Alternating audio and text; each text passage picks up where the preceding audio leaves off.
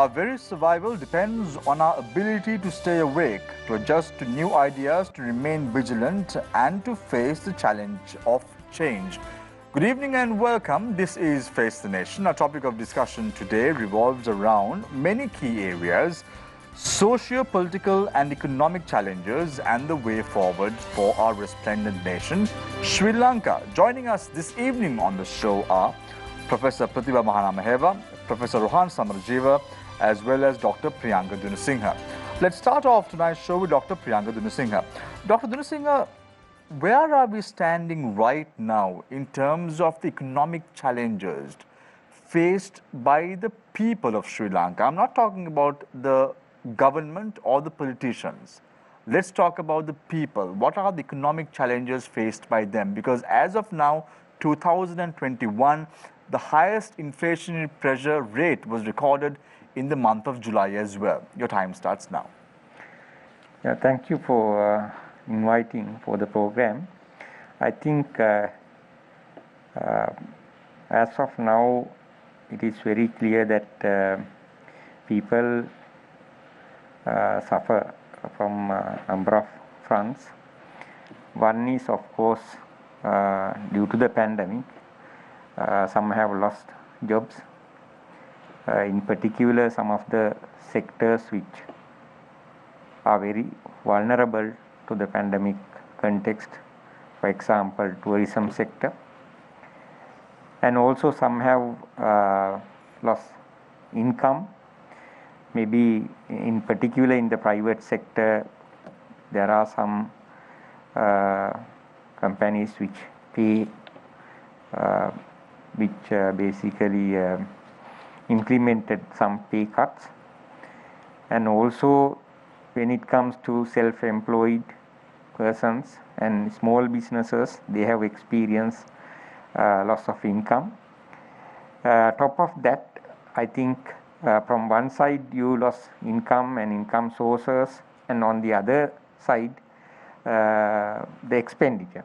In particular, with the inflation, their purchasing power has declined in a significant manner, where in particular the low income people belong to the low income category, as well as lower middle income categories. I think they are in a very difficult moment or the time at the moment in basically how to manage their income in the context where the cost of living keep increasing. So basically those are the, as a consumer, that what the general public pays. In addition, there are problems at the moment as small producers, in particular in the area of those who engage in farming activities, those who engage in businesses, small businesses. They also face difficulties in terms of selling their product, as well as maybe engaging in producing activities. For example, as we all know that with the fertilizer issue, that people, in particular the farmers, now face severe difficulties in terms of getting the required fertilizer for their farming activities. And also the selling of their goods is another area where they face. So as general public, so as from one side as consumers, from the other side as producers, they are facing number of challenges at the moment. Dr. Dunasinghe, if you look at the past, in 1994, when President Chandriya Kumaratunga was elected as the President of the Democratic Socialist Republic of Sri Lanka, the price of bread was reduced from 9 rupees to 2 rupees and 50 cents. Respective governments have won elections by making sure that the cost of living comes down, and respective governments have lost elections as well. Let's take a look at Silma Bandaranaike's era, where she had a very resounding defeat at the general election that was held subsequently in the 1977 period. However, now if you look at the numbers in play, 2020 green gram was 348 rupees. Right now it's 900 plus. Sugar 130 rupees, now it's 220 rupees. Bread, a pound of bread, a loaf of bread was at 60 rupees, now at 65 rupees. This is concerning. Has the government got its priorities right? I think, as you correctly pointed out, at the moment we know that in Sri Lanka we broadly discuss inflation. We categorize into two component, or the two two broad categories. One is called the food inflation, and the other one is called the non-food inflation. Food inflation is around somewhere around 10% during last 1.5 years time, and as a result those prices have increased. And in particular, what we could see, I think a number of times we have mentioned this thing, that we all agree about the present pandemic situation. Not just the consumers in Sri Lanka, but in other countries also face the similar problem. But I think there should be a mechanism through which the affected people are supported. In a number of ways the other countries engage. There are public work programs to support those who lost income, those who lost jobs. But here what has happened, unfortunately, government has not prioritized its expenditure items. That is, I think we highlighted even when we review the previous budget as well. I mean, in a pandemic situation, I think the priority should be given to address the issues arising from the pandemic, so in terms of creating employment opportunities and like that.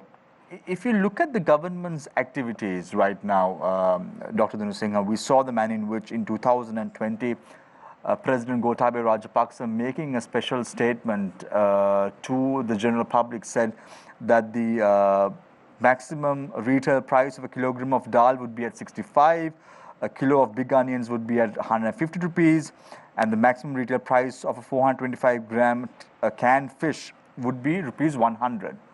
All these numbers have now just gone out of the window, thrown out of the window, and the people are in limbo as a result, isn't it?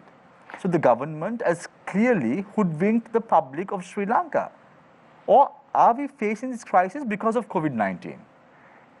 I think you ask a few questions. One thing is government can publish gazettes, government can set maximum prices. All these, when they introduce those measures, they themselves know that there is no mechanism to maintain such prices. I think they themselves know, and just pretend the public that we have put the maximum price ceiling and all these things. But I think they also know, and the other people also know, that there is no mechanism in place to maintain that such prices. And I think certainly we have to say that COVID-19 pandemic is responsible for the part of the problem faced by the people at the moment. And the other part, I am sure, we have to it should be accounted for the mismanagement of the economic policy by the present government. I think number of steps were taken, number of policies were made. I think without taking into account the bad or the consequences, negative consequences. Thank you very much, Dr. Priyanka Dhanusingha. I now move my attention to Professor Pratibha Mahanameheva. Thank you very much, Professor, for joining us this evening on the show. I want to start off with something that was the final statement of Dr. Priyanka Dhanusingha. Mismanagement of the economic policies of the present government. Has the government got its priorities right, Professor Mahanameheva? Actually, we have to look in a wider perspective, because this is not only Sri Lanka suffering. When you come to COVID-19, even fully managed, full-fledged economics also today suffering. So therefore, we can target and we can criticize. There can be a mismanagement. Now, you have to see priority base. First, you have to save your life. That is my main argument. Not only in Sri Lanka, India, same. I was in Jamaica for a long time. In that also, people are having the same problem. So, mismanagement, it can be oppression, and all government also making an effort to give their best benefit. And you think the government is making an effort? Yeah. How so? Yeah, let me explain. Now, government has given the priority for health regulations.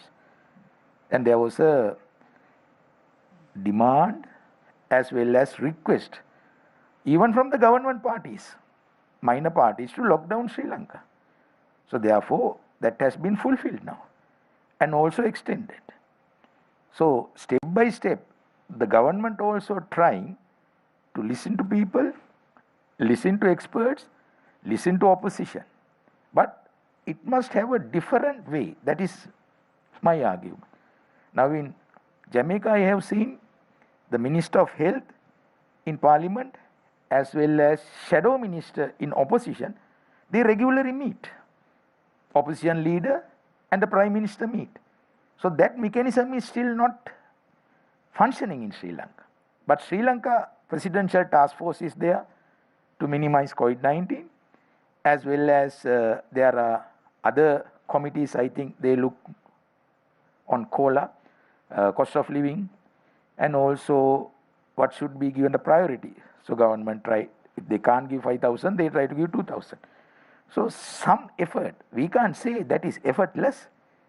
Management 100%, even any country, you tell me, it is not happening. So we must try from our side also, professionals as well as others, they should be stakeholders in this. That is a priority, my argument. Yeah, Professor Mahanameheva, you hit the nail right on the head, saying right now the priority should be to save lives, which is understandably the top priority that should be in any government's agenda. However, let's take a look at the agenda of this government. They're allocating 35 billion rupees to expand the Marine Drive project from Dehivala to Panadura. Then they go and construct, they are trying to construct a walkway in the Anuradhapura district. Now, are these priorities? Now, this is where you see, now, this is one voice. No, this is not one voice. This is what the public want to know. Yeah, that is where you have to ask from a government minister, not from me. Yeah, no, I'm asking your thoughts. That's what I'm telling. So you are only targeting one side. There can be other sides also. Sometimes. Like what? Like what? They may have a plan for this development. They may say they go with that. And on the other hand, whatever the health, whatever the vaccine, they try to do that. But so, But we are scraping the barrel at the moment to find funds. You are not listening to me, no? No, I'm trying to listen to you, but I can't, let you talk. After my question, you ask. Yeah. No, you must tolerate. If someone is talking, you have to tolerate. I am tolerating, Professor, but my question is, when I ask you a question, if you are skirting so let me first explain. Okay, yes, okay. Tell me now. Don't disturb. Let me first explain and then you ask. Yeah, the government so that's my opinion. Yeah. That is your opinion. Yeah, the government now is scraping the barrel. The government right now is scraping the barrel to find funds. Is constructing the Dehivala Panadura Marine Drive is the priority, or is it constructing the walkway in Anuradhapura district the priority right now? Well, you said saving life is priority. Understood. Very you are taking. Then you talk first. No, very well taken. So tell don't disturb me. Yeah, tell me yes. Right. Yeah. You are taking one or two from that side. See the government weaknesses, and you try to show government is not doing anything for the people. More than 60%, 70%, they have done the vaccine. They are trying their best. So therefore, you can't just blame taking one or two projects and these are not the priorities and these are the priorities. So that is your voice. No, this is my voice. You said saving. Yeah, that's why I am telling. They have done it. Yeah. That's why I am telling. This government has done their best compared with other countries. 60%, 70% vaccine they are doing. They are giving their best.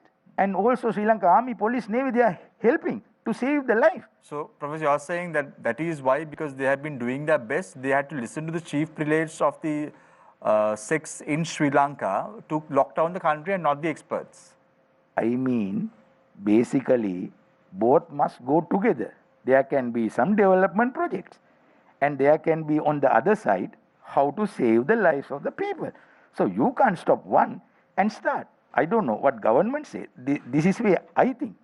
And other countries also, they go in a parallel line. No, because you said that the government is listening to experts and the people. Yeah. But when it came to the lockdown this time around, according to Professor Chandra Sumana, they have listened to the chief prelates. I don't know that. But Yeah. anyway, So that health is where expert the has government given has, that. No? that is where the government has got its priorities wrong. Yeah. So you pinch out one or two and telling GMO. But I have to pinch out one or two and say, I'm it's telling, not- yeah. there can't be debate. Expert doctors are there. Yeah. So they all give their voice. Maybe prelates also give their voice. So if it is commonly a group is giving that, so government has listened. So you take print out one, yes, because of the prelate, you have stopped.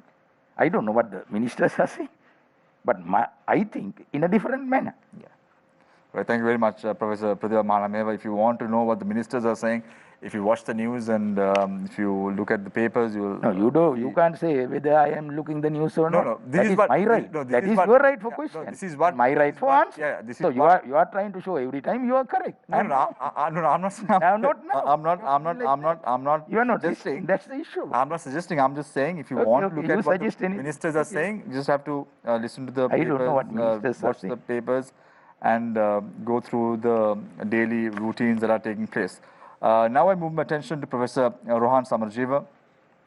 Professor Rohan Samarjeeva, I want to leave you with what Professor Pratibha Mahanameva left, saying that the government, you can't pinpoint a few issues in the government and then talk about the development drive as a single-handed or look at it in an isolated manner. Development should take place as well as saving lives also should take place. So do you agree with this thought of Professor Mahanameva?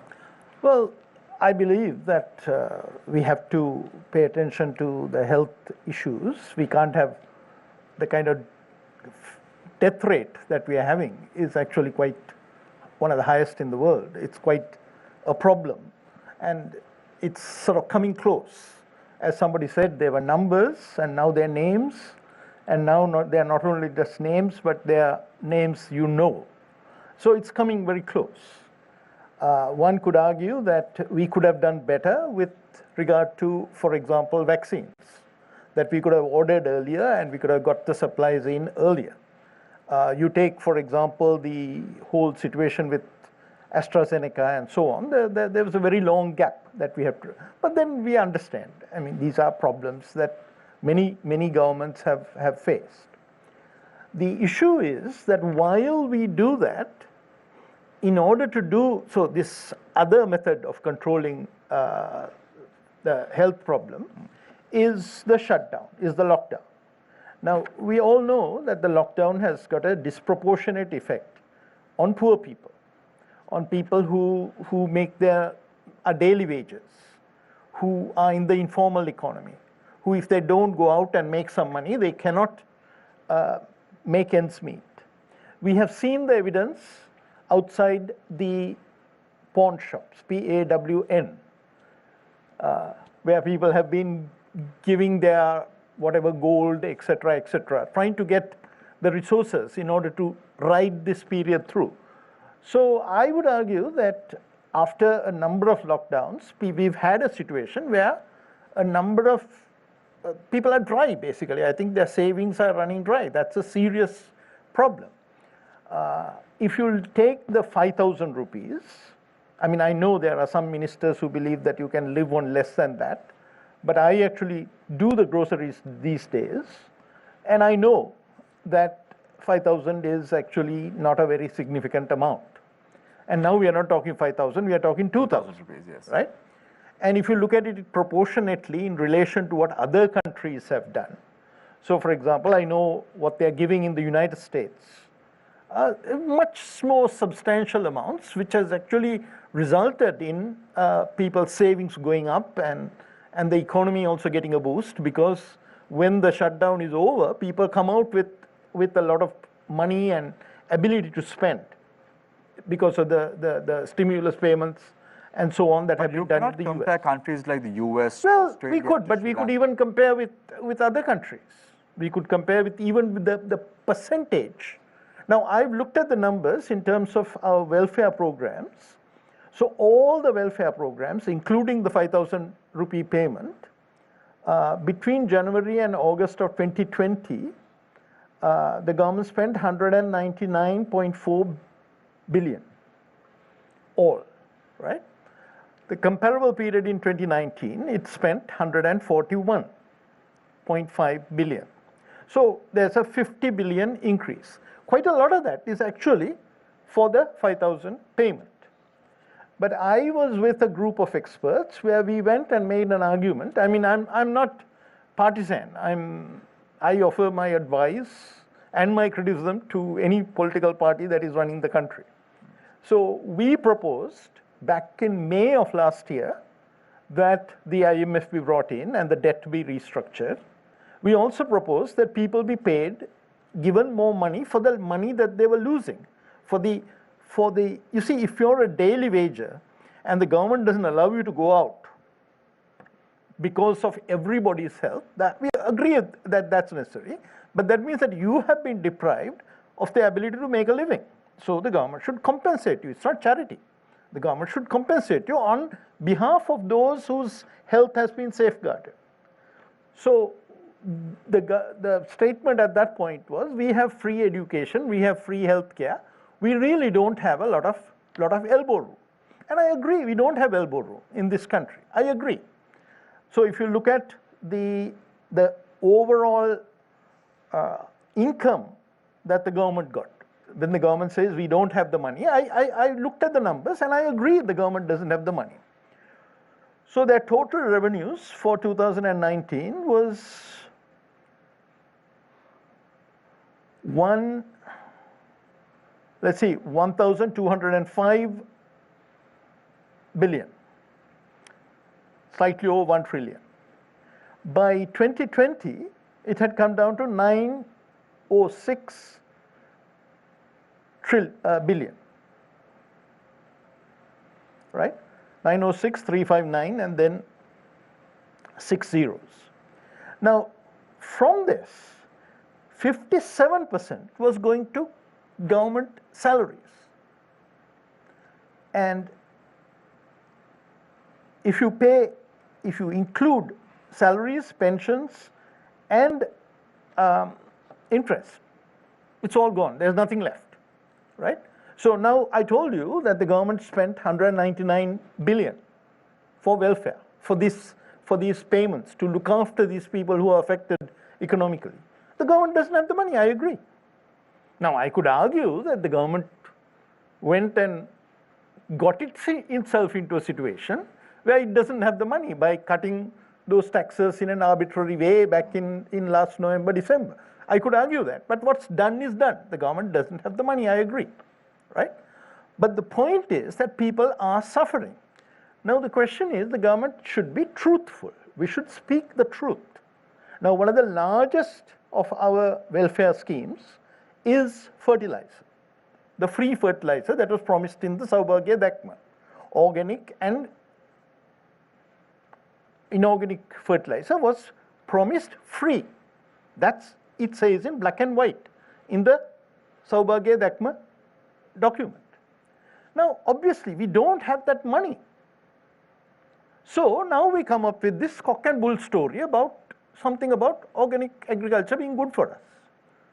And now we have a situation where people, the smallholder farmers in the south, I talk to these people, they are in deep trouble, right? They are in deep trouble. You don't fertilize at the right time. You don't get the two buds and a leaf cannot be plucked properly, right?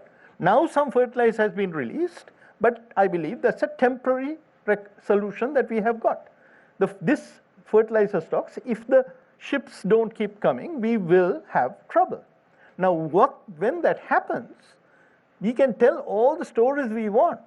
When that happens, we'll be shooting ourselves in the foot because we'll be harming one of our primary major exports.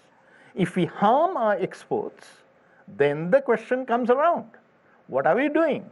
We are in a hole, but what we are doing is we are digging ourselves way in. So, Professor, now the government, I saw several ministers saying on record, saying that they cannot afford to give their salaries to the COVID fund. And I saw even a former minister, a powerful minister of the then SLFP government, clearly saying that he lives on his wife's salary. So when you hear statements like this being made by individuals who have had good ranks in the government, what is the predicament of the general public? If these individuals in this status, in this stature, says or make statements of this sort, what is the predicament of the individuals, the general public in this country? So we know that the general public is in deep trouble, and we know what the long term, the solution to getting out of the hole. The solution to getting out of this hole is that we have to get exports. Because what we are doing now is that we are essentially digging ourselves further deep. And in order to get that ability to look after our exports, at least save our exports. I told you one example of where our export revenues are likely to come down, right? That is, the situation gets worse. That is digging deeper, right? I think somebody sent me a note saying Dennis Seeley had said when you are in a hole, what you do is you at least stop digging so that you keep going down. You don't do that, right? You come out of the hole. For that, I don't think there's any dispute in my mind that the IMF has to come in. But IMF is a trust-building mechanism. We have to have some kind of debt restructuring, some breathing space so that we can do what we need to do. Right. That we bring the imports in. But let me tell you one thing. Yeah. This business of restricting imports is going to destroy our economy. Right. Thank you very much, Professor. And that has to be addressed. We'll speak about all this and more as the show goes along. So onto my immediate right is Azra, onto my immediate left is Tarusha, and onto my far left is Chaturanga. So let's start off tonight's show with the lady herself, Azra. Thank you, Shamir. I'll start with Dr. Priyanka Dunasinghe. Doctor, if you check the exchange rates on the licensed commercial banks in the country, it says the selling rate of the rupee against the USD is 222. But the central bank insists saying that the rupee is still at 203. But what we understand is they have gone beyond the moral suasion concept, and now the central bank, the commercial banks are making decisions on their own because they can't meet the market demand. How severe is this problem? Well, I think that situation simply reflects the gravity of this issue. That is, there is less supply with respect to the foreign currency compared to the demand. I think on that basis, what has happened, generally we assume that commercial bank generally follow the instruction or the kind of a guidance given by the central bank when working in the area of, basically with respect to foreign currency. So with respect to area of issuing loans and keeping interest rates, and there is a broadly commercial bank fall in line with the central bank. Now I have no idea about the history, but this is the first time in recent years that we witness the banking system deviate from the central bank guidelines. So this is not a very good, I think, situation, because this further diminishes the role of the central bank in handling, if I put it in a broader sense, the monetary policy.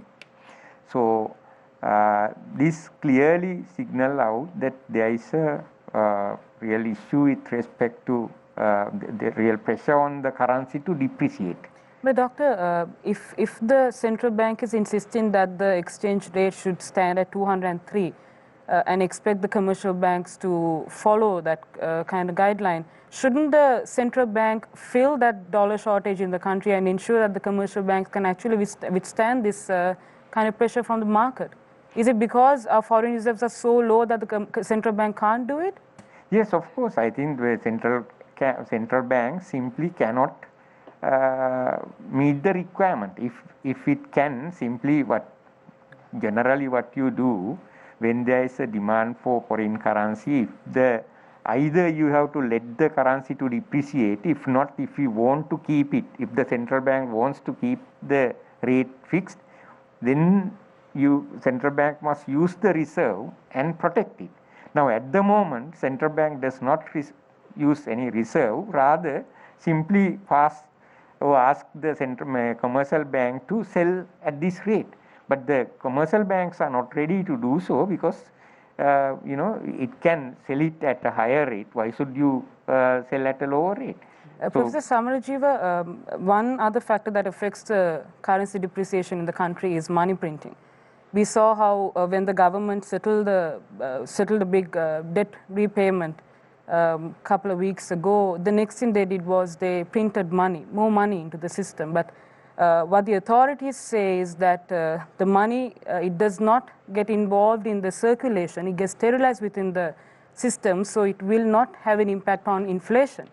But according to what we have learned about the history, we saw how hyperinflation affected countries like Germany and Zimbabwe because of the excessive money printing in the country. Do you think that we are also heading towards a situation like that? Well, there is all this discussion of modern monetary theory and so on. I really don't think that there's any point in people, reading up on modern monetary theory and so on and so forth, whether it applies to small economies like ours, which don't have a reserve currency, and so on and so forth, right? There's no point in getting in there. I think everybody sees the evidence.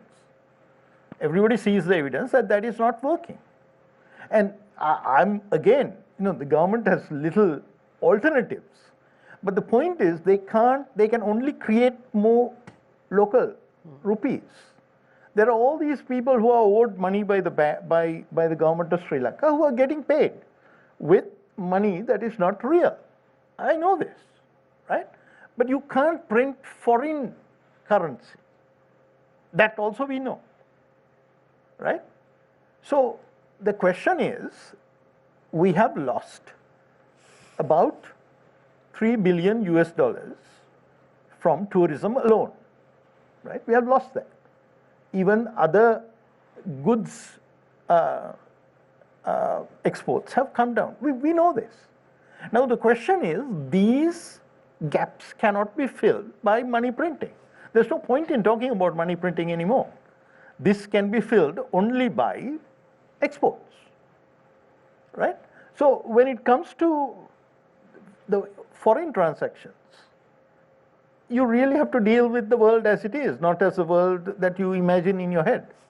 But how come the authorities are confident that the economy is doing well? And you mentioned about resorting to IMF. If the government is not willing to go into that kind of arrangement, shouldn't they come up with another alternative? No, let's put it this way. I don't think that the government... Are they in denial, Professor? In total is saying that the economy is doing well. Now, there was a request that we should cut down on fuel consumption because the government has a foreign exchange crisis. Now, that was a cabinet minister, who made that statement. In my tweet, in response, I said, sure, I'm happy to do this, right? But take out your backup vehicles.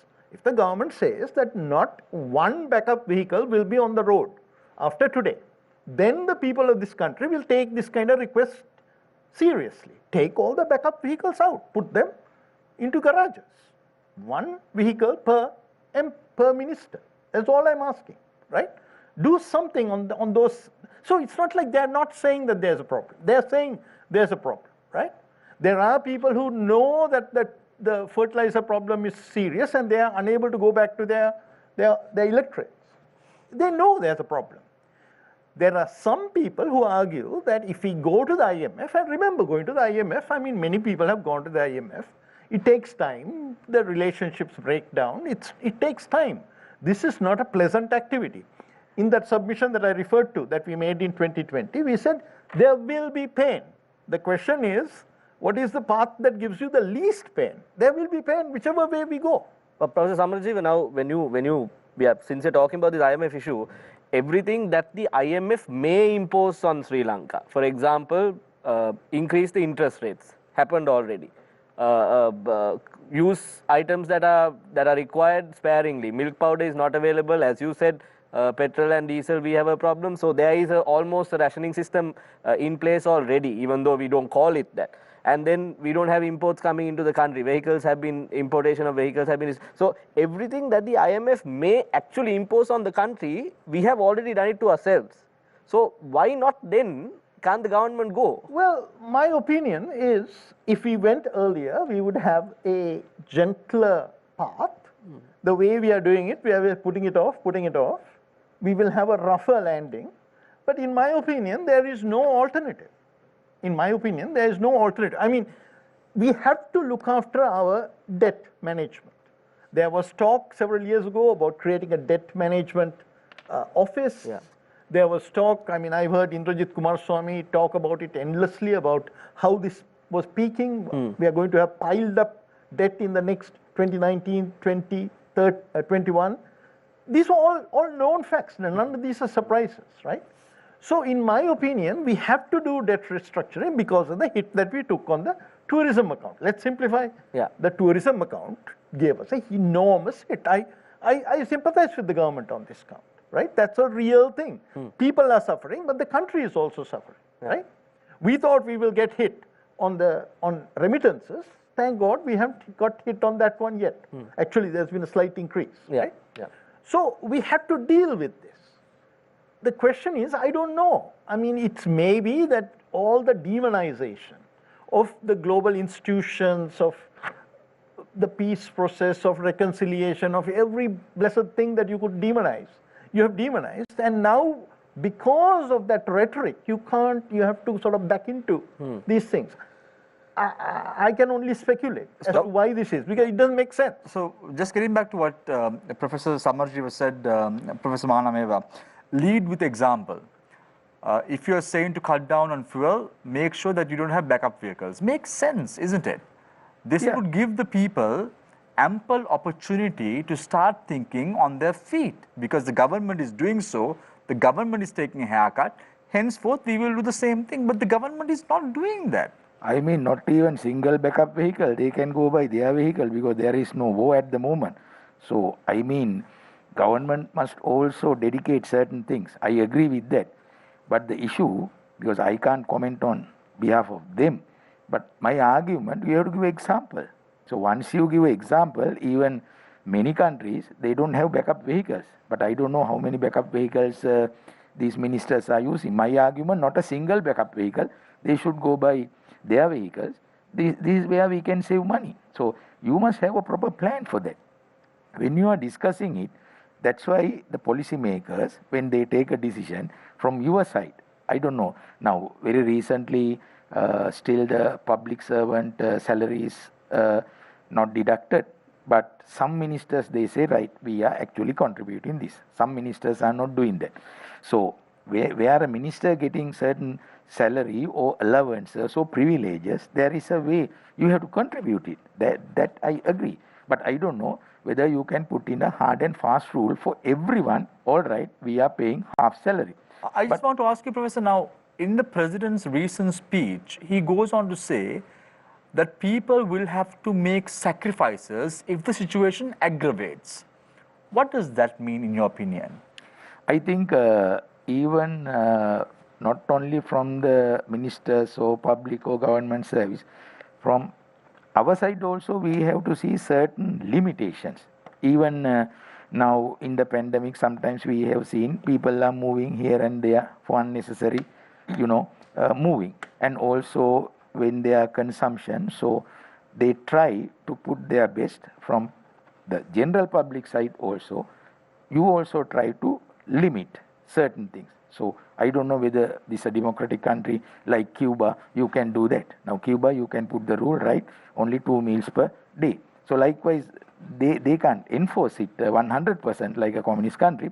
But what they say, you also try to save certain things. That's why I think... Professor Mahaneva, how do you... now, Professor Samarjiva said that he goes out and does his shopping these few days because of the restrictions and so on and so forth. Do you also go out and shop I for didn't good? say I go out. Huh? No, you don't go out, but you ICT man, I got to do e-commerce.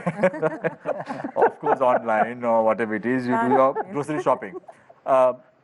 I just want to ask you, Professor Mahaneva, have you been doing your grocery shopping lately? Yeah, this morning also I went to buy some vegetables. So now there is no ration system in place. We saw in the Sunday papers that was reported food rationing on the cards to ensure fair prices. This was stated by Minister Bandara Gunawardena himself, who is now under COVID and taking treatment, and he's on quarantine. However, the question mark is, if you go to a supermarket, a private supermarket, as Chaturanga did correctly point out, you can only buy 10 kilos of rice. The rationing system has already begun. So it is not, it's like the self-imposed censorship that is in play. There is no censorship as per se that has been told by the government.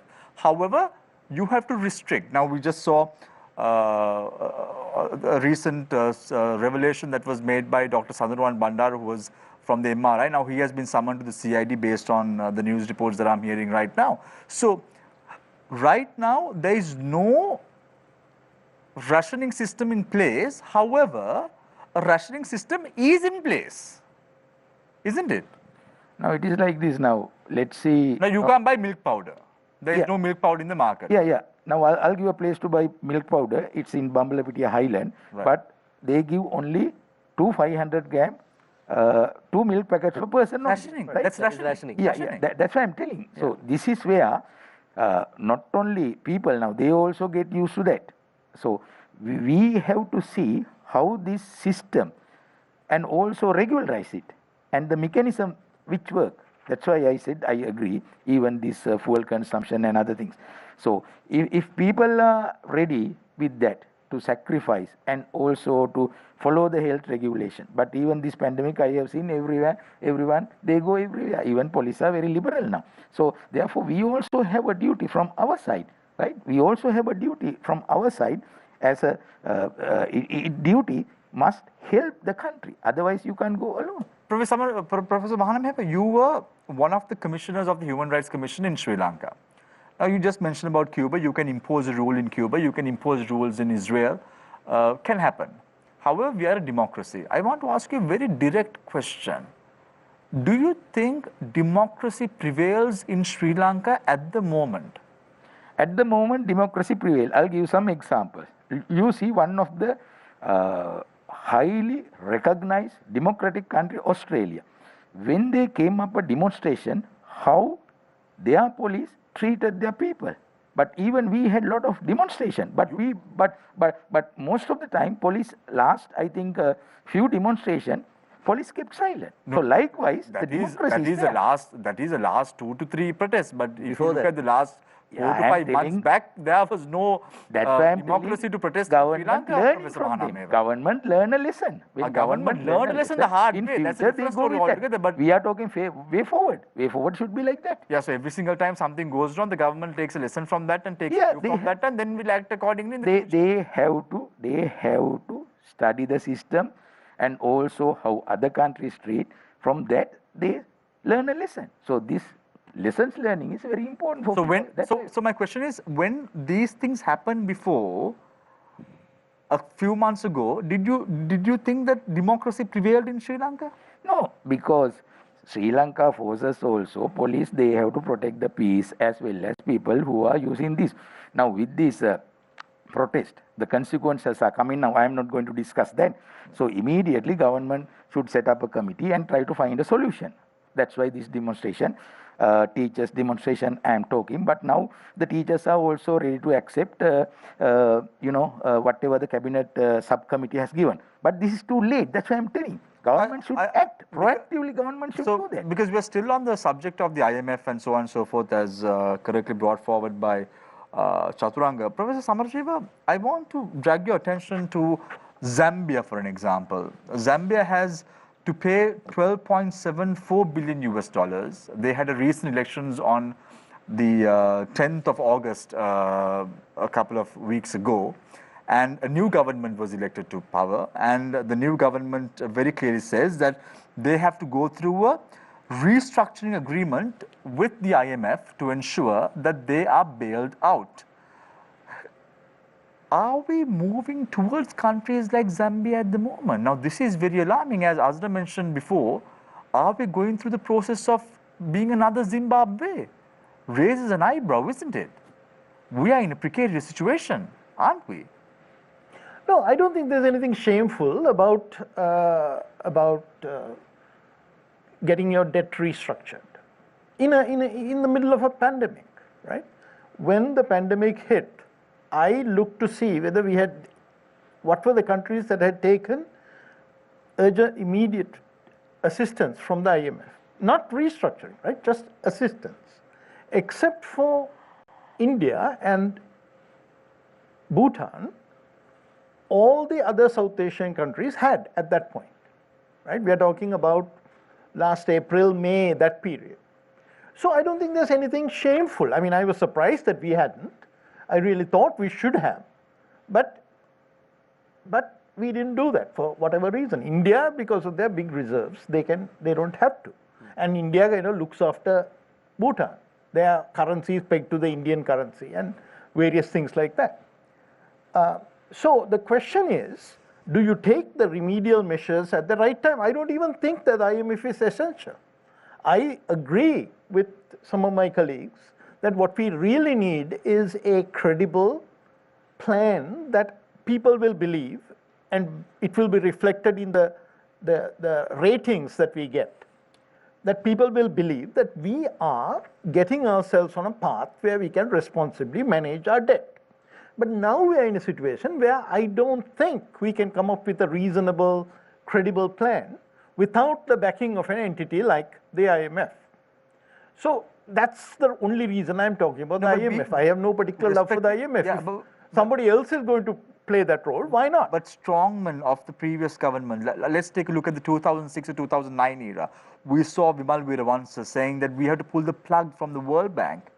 And then we went with a begging bowl to the World Bank. Now we have Ajit Niwad Kabral, the State Minister of Capital Markets, saying that we have to not rely on the IMF. We can manage our own debt. There is no issue with that. So do you think the IMF will come to a country like Sri Lanka if the sentiment, if the transparency is not there? Will the IMF did come after, you see, Mr. Vimal Weerawansa was still in the government. I can remember I wrote articles with sort of poking fun at the plug pulling metaphor, right? He even called Dr. P.B. Jayasundara an economic assassin as well. So but the thing is, those were said in the heat of the election to win the election. Those statements were made, and then we went to the IMF, of course. Mr.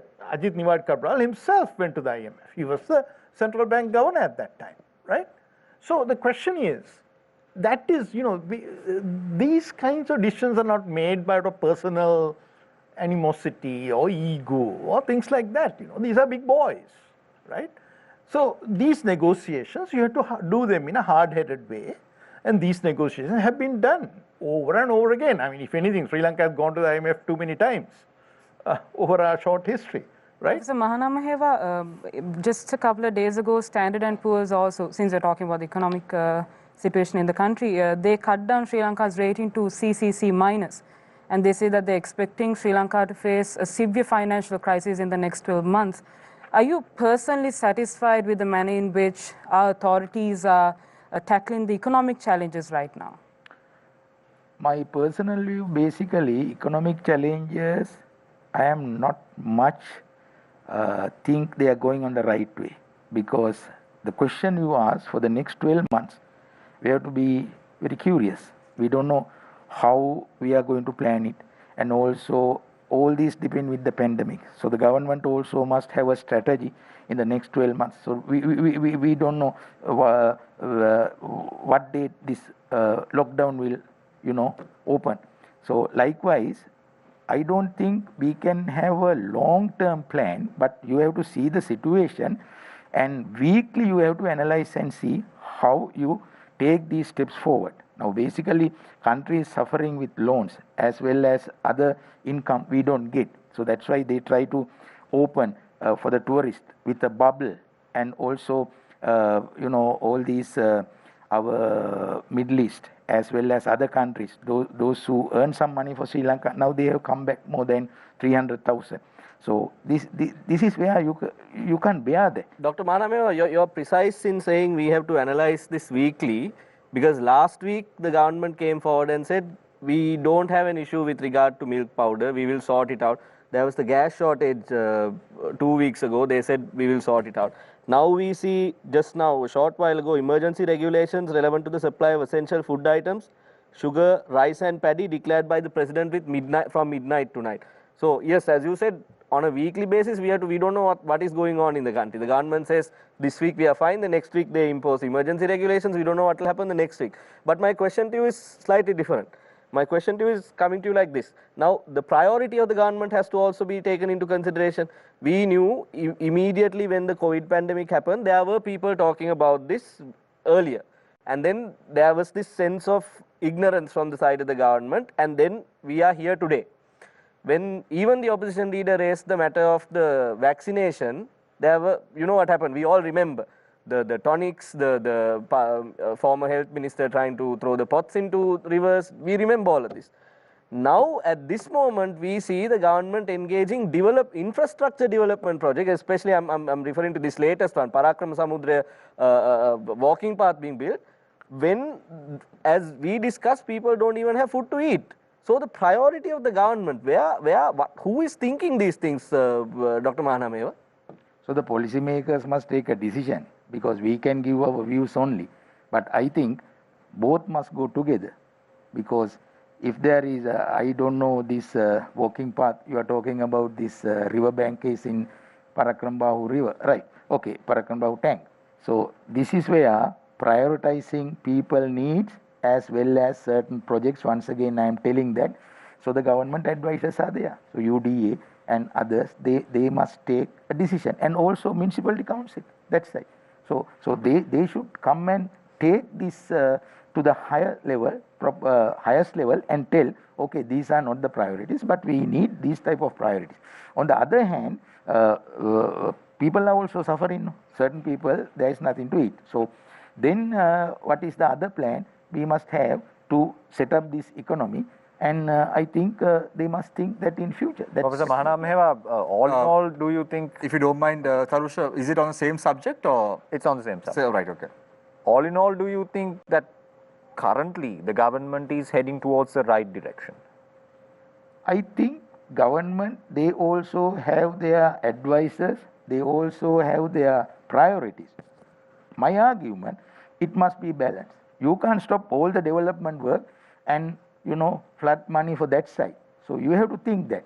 But you all are picking one or two, and other than that, you all are not talking about the health situation, how the government has given the priority for that. So take it a balanced view. Professor Mahanameva, you criticized that opinion earlier on in the show as well, where Shamir spoke about these unnecessary development projects, where you praised the vaccination drive that is currently taking place in Sri Lanka, which is in full force.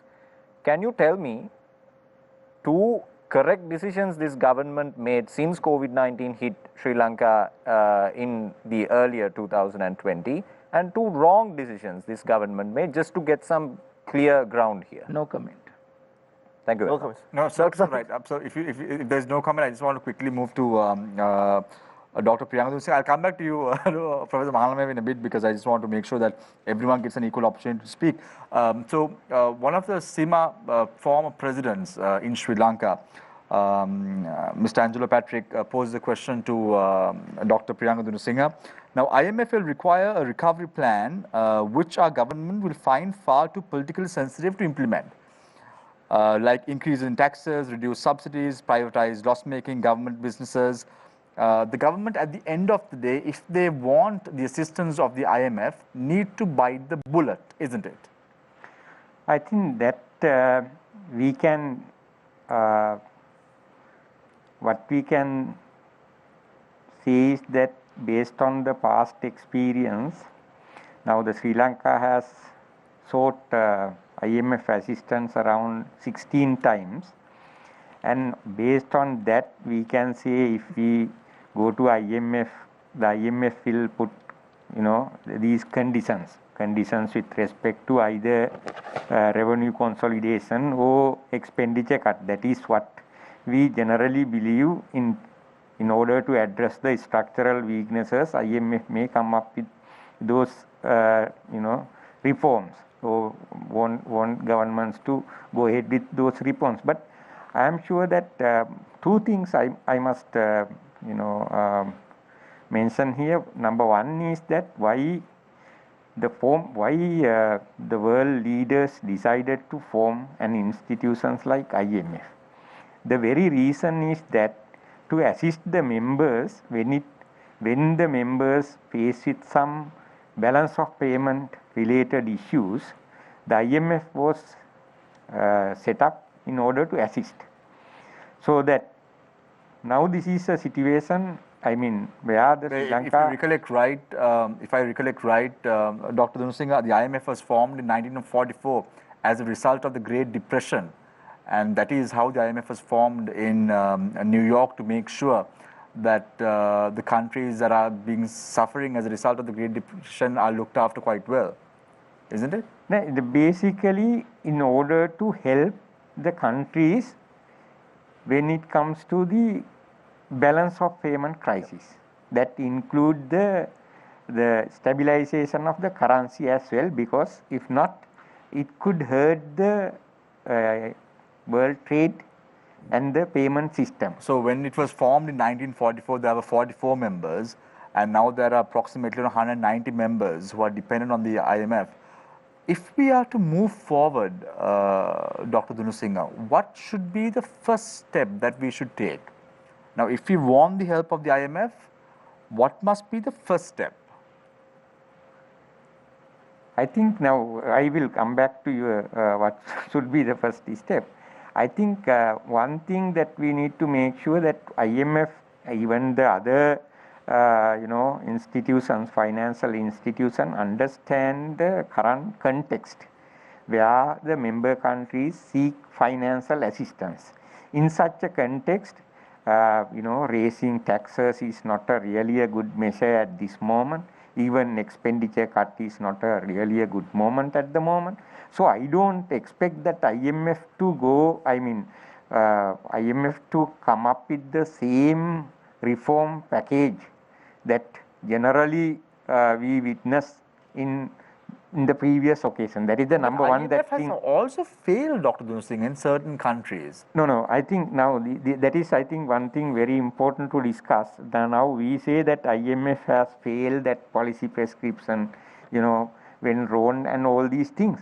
But we must also agree now, without addressing the structural weaknesses in the economy, it is not possible to find a solution for the issues in the medium to long term. That is what is the structural problem. Now there is a gap between the in the government revenue and expenditure.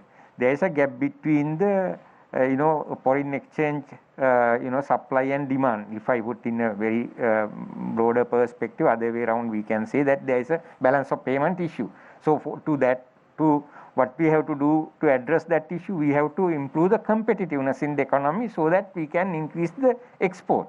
And similarly, when it comes to the our budget deficit, we have to see how we can improve our revenue position while rationalizing the expenditure. So without addressing those with required reforms, there is no shortcuts.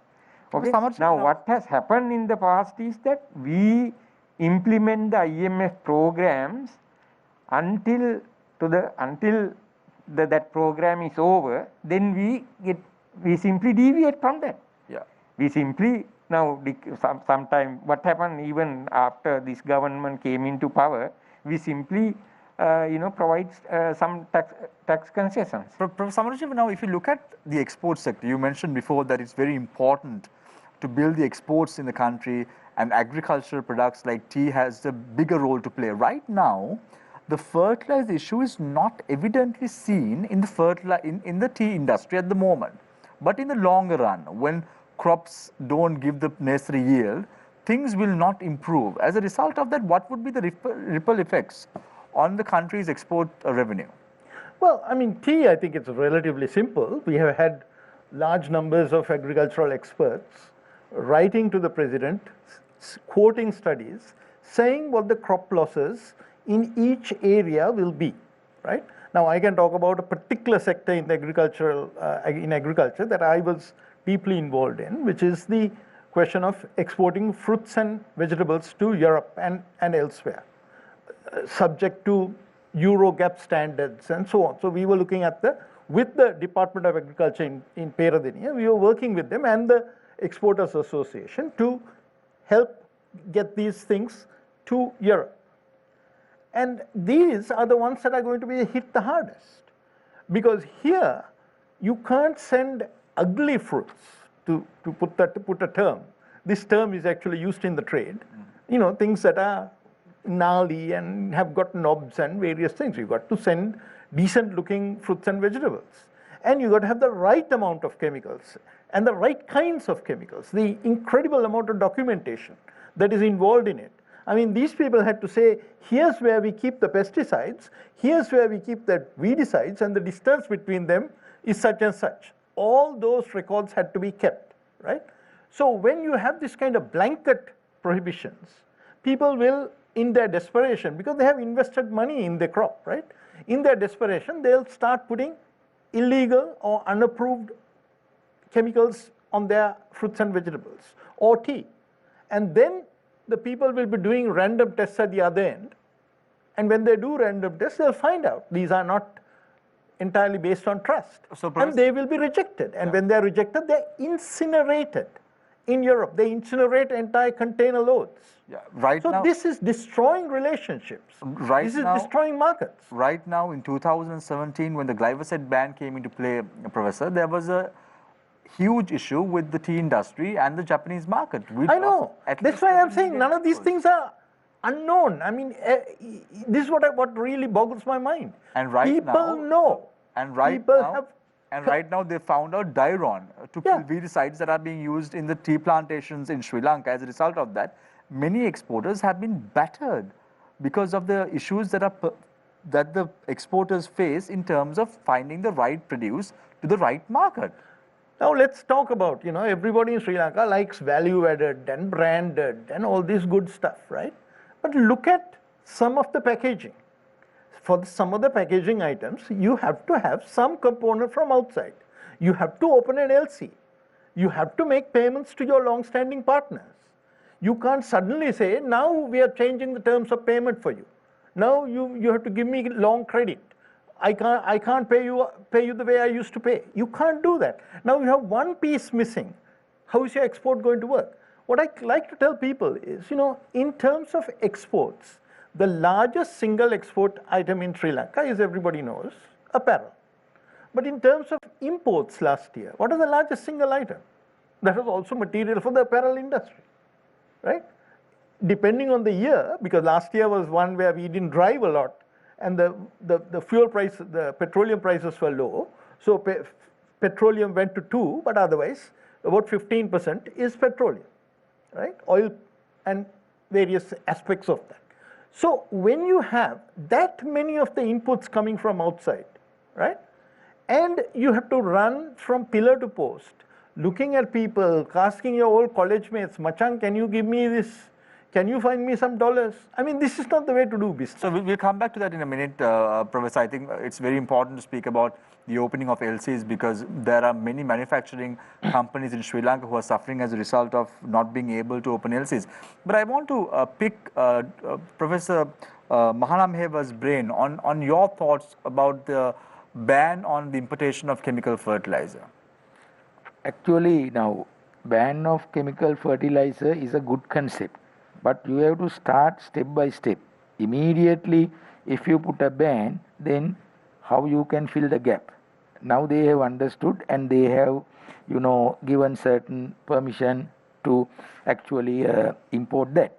But we have to go with this organic fertilizer. That is very, very important. But when you are taking a decision, that decision must be, you have to see whether you can sustain that. So immediately when you took the decision, most of the countries supported. Yes, Sri Lanka is the first country where they practice it. But later they understood immediately you can't do it, but you have to give some opportunity for the farmers because they can't actually transfer or convert to that. So I mean, the practice where you starting now is good because you give some opportunity for them to, start with chemical fertilizer and step by step you have. But that is not the program that is being adopted in Sri Lanka at the moment, Professor. But right now there is complete prohibition. So I am telling my opinion. Yeah, so there is a problem. I can't comment on the government. You know what I am telling my opinion. That's because when Tarusha asked you a question about give me 2 mistakes that the government made, you said no comment. Now this is one. So I am telling my opinion, personal opinion. I am not representing any party here. That's why importation of chemical fertilizer is an issue. You say one comment. So I'll take that as one issue that the government has not done right. But what is the government thinking? But my opinion I am telling. So correctly you take what I say. But other than that, you are trying to fill that gap and putting. He is saying this way, and therefore it is right, and therefore it is that's not right. No, so you can't be the judge of your own case. No. You have to listen to others. No, when Tarusha asked you to give us 2 areas where the government went wrong, you said no comment. But when Professor Samarjeeva said there is an issue with the importation of chemical fertilizer, then you tend to be. No, that is my opinion. That's why you are telling this is the this is not the way the government is doing. So I said my opinion. The government is thinking of bringing down 6,000 metric tons of rice from overseas because a cabinet paper has been approved on that front as well to bring down 6,000 metric tons of rice. Are these rice that the government is importing to Sri Lanka, must this be organic? Or should it be non-organic, given the fact that the government has imposed a ban on chemical fertilizer in Sri Lanka? I have no idea about that. I don't have any idea about the government's decision to bring down 6,000. Then what about the rubber industry? Why is the rubber industry, individuals can't bring down chemical fertilizer? At least you can answer that, no, Professor? Yeah, that where rubber we don't. Fairly you have to do it because immediately you can't stop it. Immediately you can't stop that and give some opportunity to use this chemical fertilizer. That's my answer. Right. But Professor, do you think that these decisions are made after consulting the relevant authorities or, after thinking? Have to be. But I don't know how they take the decision. When you are coming for a decision like that, perfectly, I agree with you. You have to, have your consultant as well as you have to do a feasibility study. And you have to see ground level what is happening. Taking all these things into consideration, you have to take a decision. I would argue that the government didn't. I think the evidence is very clear. Because when this came out of the blue, I actually went and studied the cabinet paper. The only justification that is given is the language in the manifesto, Saubhagya Dakma. Saubhagya Dakma says we'll give free fertilizer. We'll have a 10-year period. Now, I personally, based on evidence, if anybody wants, I'll tell you, I think the whole idea of doing without chemical fertilizer is wrong. Right? I'm not hedging my bets here. I'm saying that organic agriculture is a niche product. 100% of the economy, you cannot have organically based. There's no country in the world that has done it. I was advising the government of Bhutan in 2009 when they made the announcement. They have not been able to do it. The studies have been done by independent parties, welfare of all parties in society, one exception being the farmers who got all the various subsidies that were given. Other than them, the entire country and food security suffered. So, did you advise this government as well when this decision was made? No, I'm outside government. Even when I'm advising government, I will say what I have to say. Were you consulted at least by this? No. So when this came out of the blue, previous government in 2017 when they brought the glyphosate ban, Professor. No, I was for 20 months on an unpaid basis. I was trying to rescue the ICT agency of Sri Lanka. 20 months unpaid, right? So that means that they were listening to my advice on that front, if it involved technology, but they weren't listening to my advice on everything else. If you look at my writing, which is quite public, I have been hard, critical about some of the budgets that came before 2017. No, but do you agree with what Professor Mahanami has said, that the government is listening to experts? No, I don't, because I know for a fact that when the palm oil ban, which was again a wrong decision taken wrongly, right? Taken wrongly, because the imports, that's one matter. Growing, the seedlings that were in the country, these are all individual decisions were wrong. And when people wanted to make presentations, these were former heads of the Rubber Research Institute, etc., etc. When they wanted to make presentations, they were not given time. I say this with responsibility. I talk to these people because I have an interest in agricultural economics. And then I'll give you further evidence that after the fertilizer ban came in, there was a letter that was signed even by the Director General of Agriculture, even by the sitting Director General of Agriculture. Sitting government officials put their jobs on the line and they said this should not be done. Now, if they were consulted beforehand, would they have to be writing letters? So, you didn't consult, you didn't look at prior experience, which was the glyphosate fiasco. You didn't look at international experience, of which there's plenty, Bhutan being one. None of these were done. I'm sorry. Just because something is in a manifesto, and even the manifesto I checked, even the manifesto didn't say they were going to do this in this manner. It said over 10 years. Right. So getting back into the LC matter that you spoke about, Professor Samarjeeva, manufacturing companies in Sri Lanka are finding it difficult to open LCs at the moment. However, we saw the Minister of Health recently in an interview very lightly saying, yes, you can open LCs if you go to the banks. If you can do it over the phone. Very harshly, not even respecting the fact there are manufacturing companies in Sri Lanka who are toiling so hard to find ends meet to make sure that the country's economy grows as a result. So what is going on at banks? Now, the banks are saying that they don't have money to open LCs. As you said before, suppliers overseas are required to give a 120-day period. However, all the exporters and importers are in limbo at the moment. Well, the tragedy of this is, you see, some of you may know I've been interested in this whole business of electoral reform. I've spent a lot of time working on it. And there are many people who say that people who go to parliament should have degrees. I disagree with that. I have always disagreed with that. But one of the things I think is that we must have a certain number of people who've met payroll. I'm using American term, but in the US we say, have you met payroll? That is, have you had the responsibility at the end of the month to making sure that your employees are paid, right? That is some kind of business experience you must have.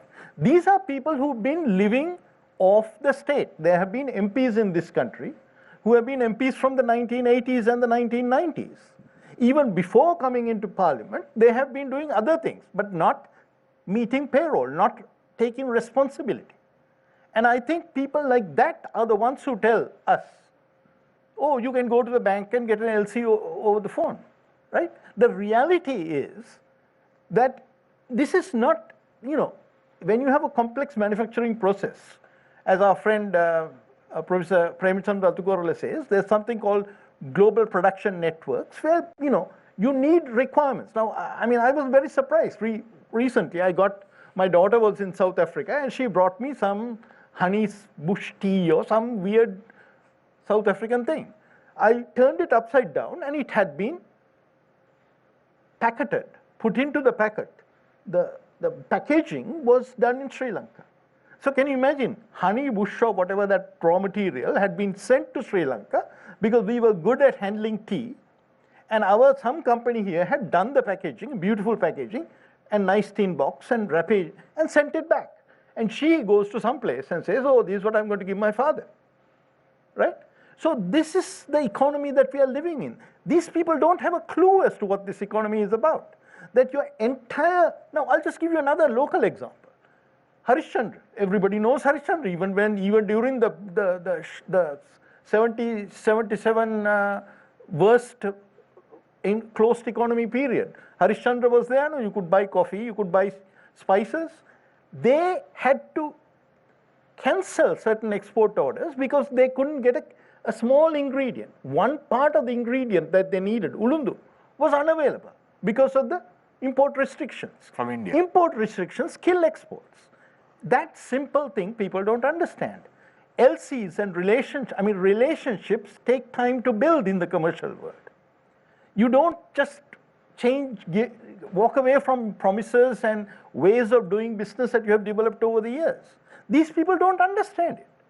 I would say there's a great empathy towards not only the common man who has to suffer and stand in line and hawk his gold jewelry in order to get some money to live through a lockdown. But I would say there's a lack of empathy about the people who actually bring us the dollars. So do the exports. So Professor Mahanayeva,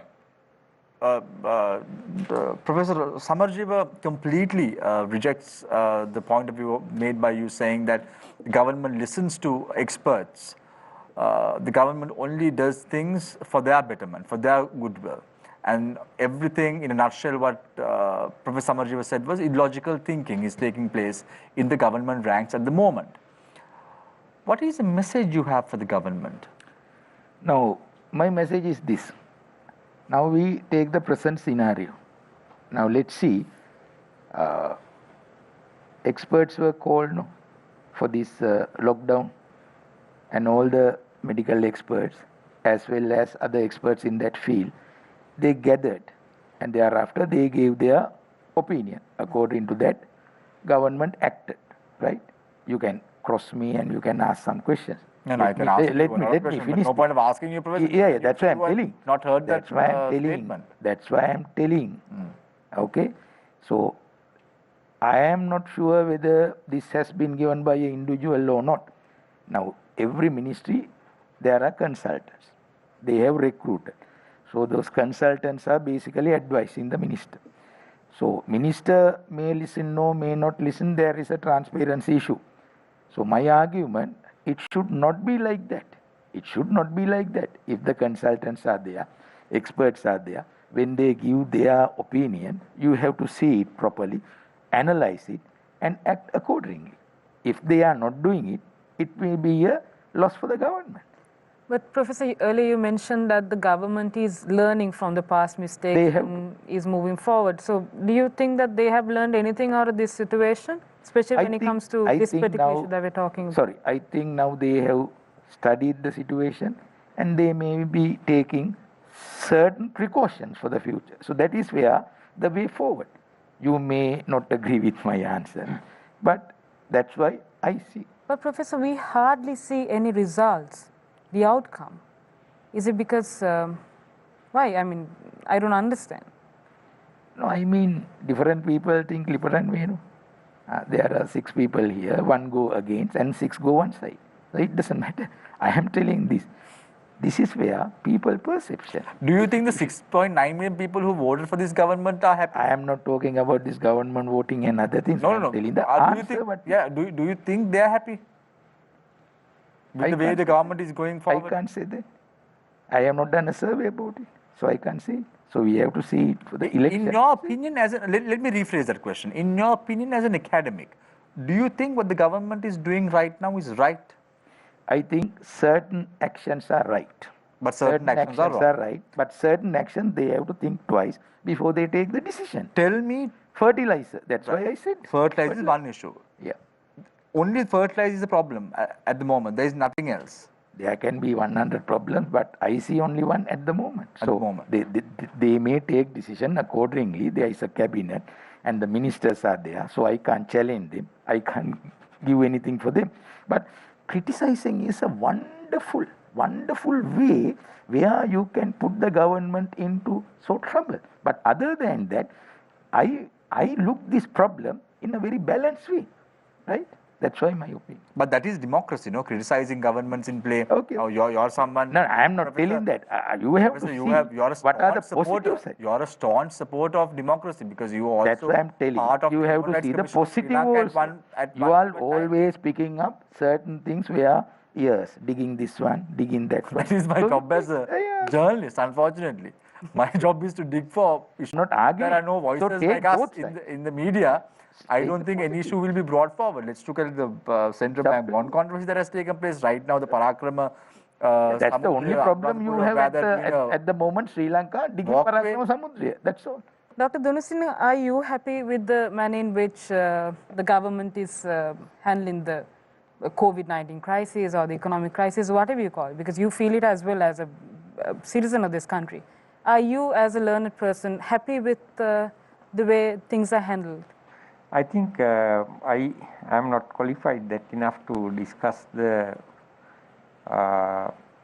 whether the way that the COVID-19 is handled by the government is, satisfactory or not. But regardless of the decisions these experts are making, it is we who have been battered by this crisis. No, you should be feeling that. Certainly, I can come back to that with. Let's look at. I'll ask you a very simple question. Let me rephrase that question that Azra asked, with your permission, Azra, of course. Sure. Right now, there's a lockdown imposed. Apart from ships and planes on the road, there are ample vehicles on the streets of Sri Lanka. Is that satisfactory? Is that imposing a proper lockdown? Yes, I think when you look at, certainly we can see that the level of lockdown that we or the health expert expected is not taking place. I think that is very clear. That means we can see compared to the first time, the lockdown that took place in the, in 2020, somewhere from March onwards, we saw kind of a very strict, enforcement. But that level of enforcement is not there. That means to a greater extent, government or the basically enforcement authorities have let people to move around and engage in economic activities. But we need certainly. I don't what we call I don't agree with the way that it is right now in how it has been imposed. As a result, possibilities high that the this pandemic to get further worsen in coming days. But at the same time, we need to also understand why people move out. Why people move out? We can say that people move out for various reasons, but there are, I am sure that some sizable number of people who move out to attend their economic activities. Now, because as I think Professor Samarjiva mentioned, because government failed to pay enough compensation during the lockdown, the people are left without a choice other than attending to the economic activity. So I just want to bring out this when you speak about economic activity and inflation, Dr. Dunusingha. Let's look at the prices in comparison 2020 and 2021. Sugar was at 135, now at 220. Potatoes at 238, now at 293. Dal at 167, now at 250. Canned fish at 290, now at 358. Red onions at 290, now at 322. Green gram at 341, at 828. Chicken at 430, now at 540. Sprats at 687, now at 926. even to go and engage in economic activity, people don't have the money. Now today, the classic example is Dr. Dunasinghe. Today, the government announced that sugar would be provided, brown sugar would be provided 130 rupees. Now, right now, what is there in the country? A lockdown. Go to the outlets of Sadhasa in many parts of the country. There were long queues. So, who is the government trying to hoodwink? Aren't they digging their own grave, as Professor Samarjiva said? At least when you're in a grave, you should stop digging. The government is continuing to dig, isn't it? That definitely, as I mentioned earlier, part of the crisis, economic crisis, if we say, is due to the COVID-19. Because of that, there are certain resources limitations with the government. The other part I mentioned, I wanted to answer actually due to the mismanagement of the economic basically affairs. I think with that respect, now maybe since early 2020 even, many economists argued or basically requested or basically expressed their views that the government should seek IMF assistance. That is with the reason. I think at the moment, not just the local economists, but even some representatives from some countries. I saw that in recent news, US ambassador is asking basically government to consider the IMF assistance. And I am sure in coming month, there may be many more such requests coming from various other countries, because they know their investments and other things are at risk if the country continue in this path. So based on what you're trying to say, Dr. Dunasinghe, that there would be a time in Sri Lanka where the Chinese government would come and tell the Sri Lankan government, go ahead and take the IMF loan, that they can't help Sri Lanka anymore. Definitely. I think the possibility is very high, because if the economy runs in this way, I think there is a their investments are at risk. In particular, when it comes to say port city, they expect to attract more investments into that entity, then into that economic zone. So how can you expect that happen where the investors put money into a country where the country is struggling in paying their debts and the credit ratings come down? So they are not in a position, investors are not in a position to attract foreign direct investment. Professor Mahanameva, now a few months ago the government was very decisive in giving the 5,000 rupees to a household. Now they have reduced this from 5,000 to 2,000 rupees. Now there were government ministers at one point said that you can live with 2,500 rupees for a month. But given the current cost of living, 2,000 rupees is not enough. Is it? Yeah, 2,000 rupees is not enough. Even government do another thing. Those who are on quarantine and others, they give a package also. That is where the food, rice and other things. That is one way you have to see it. And those who they don't have an income, they are trying to give 2,000. Maybe the government, when they analyze, at that time they may had certain funds, but at the moment they may not have. That's why they try to give 2,000. And also certain ministers are now saying open the lockdown, you have to open it, otherwise there can be another serious repercussions. But you said, Professor, that the government is listening to experts. So the experts are saying to extend it on until the 16th of September.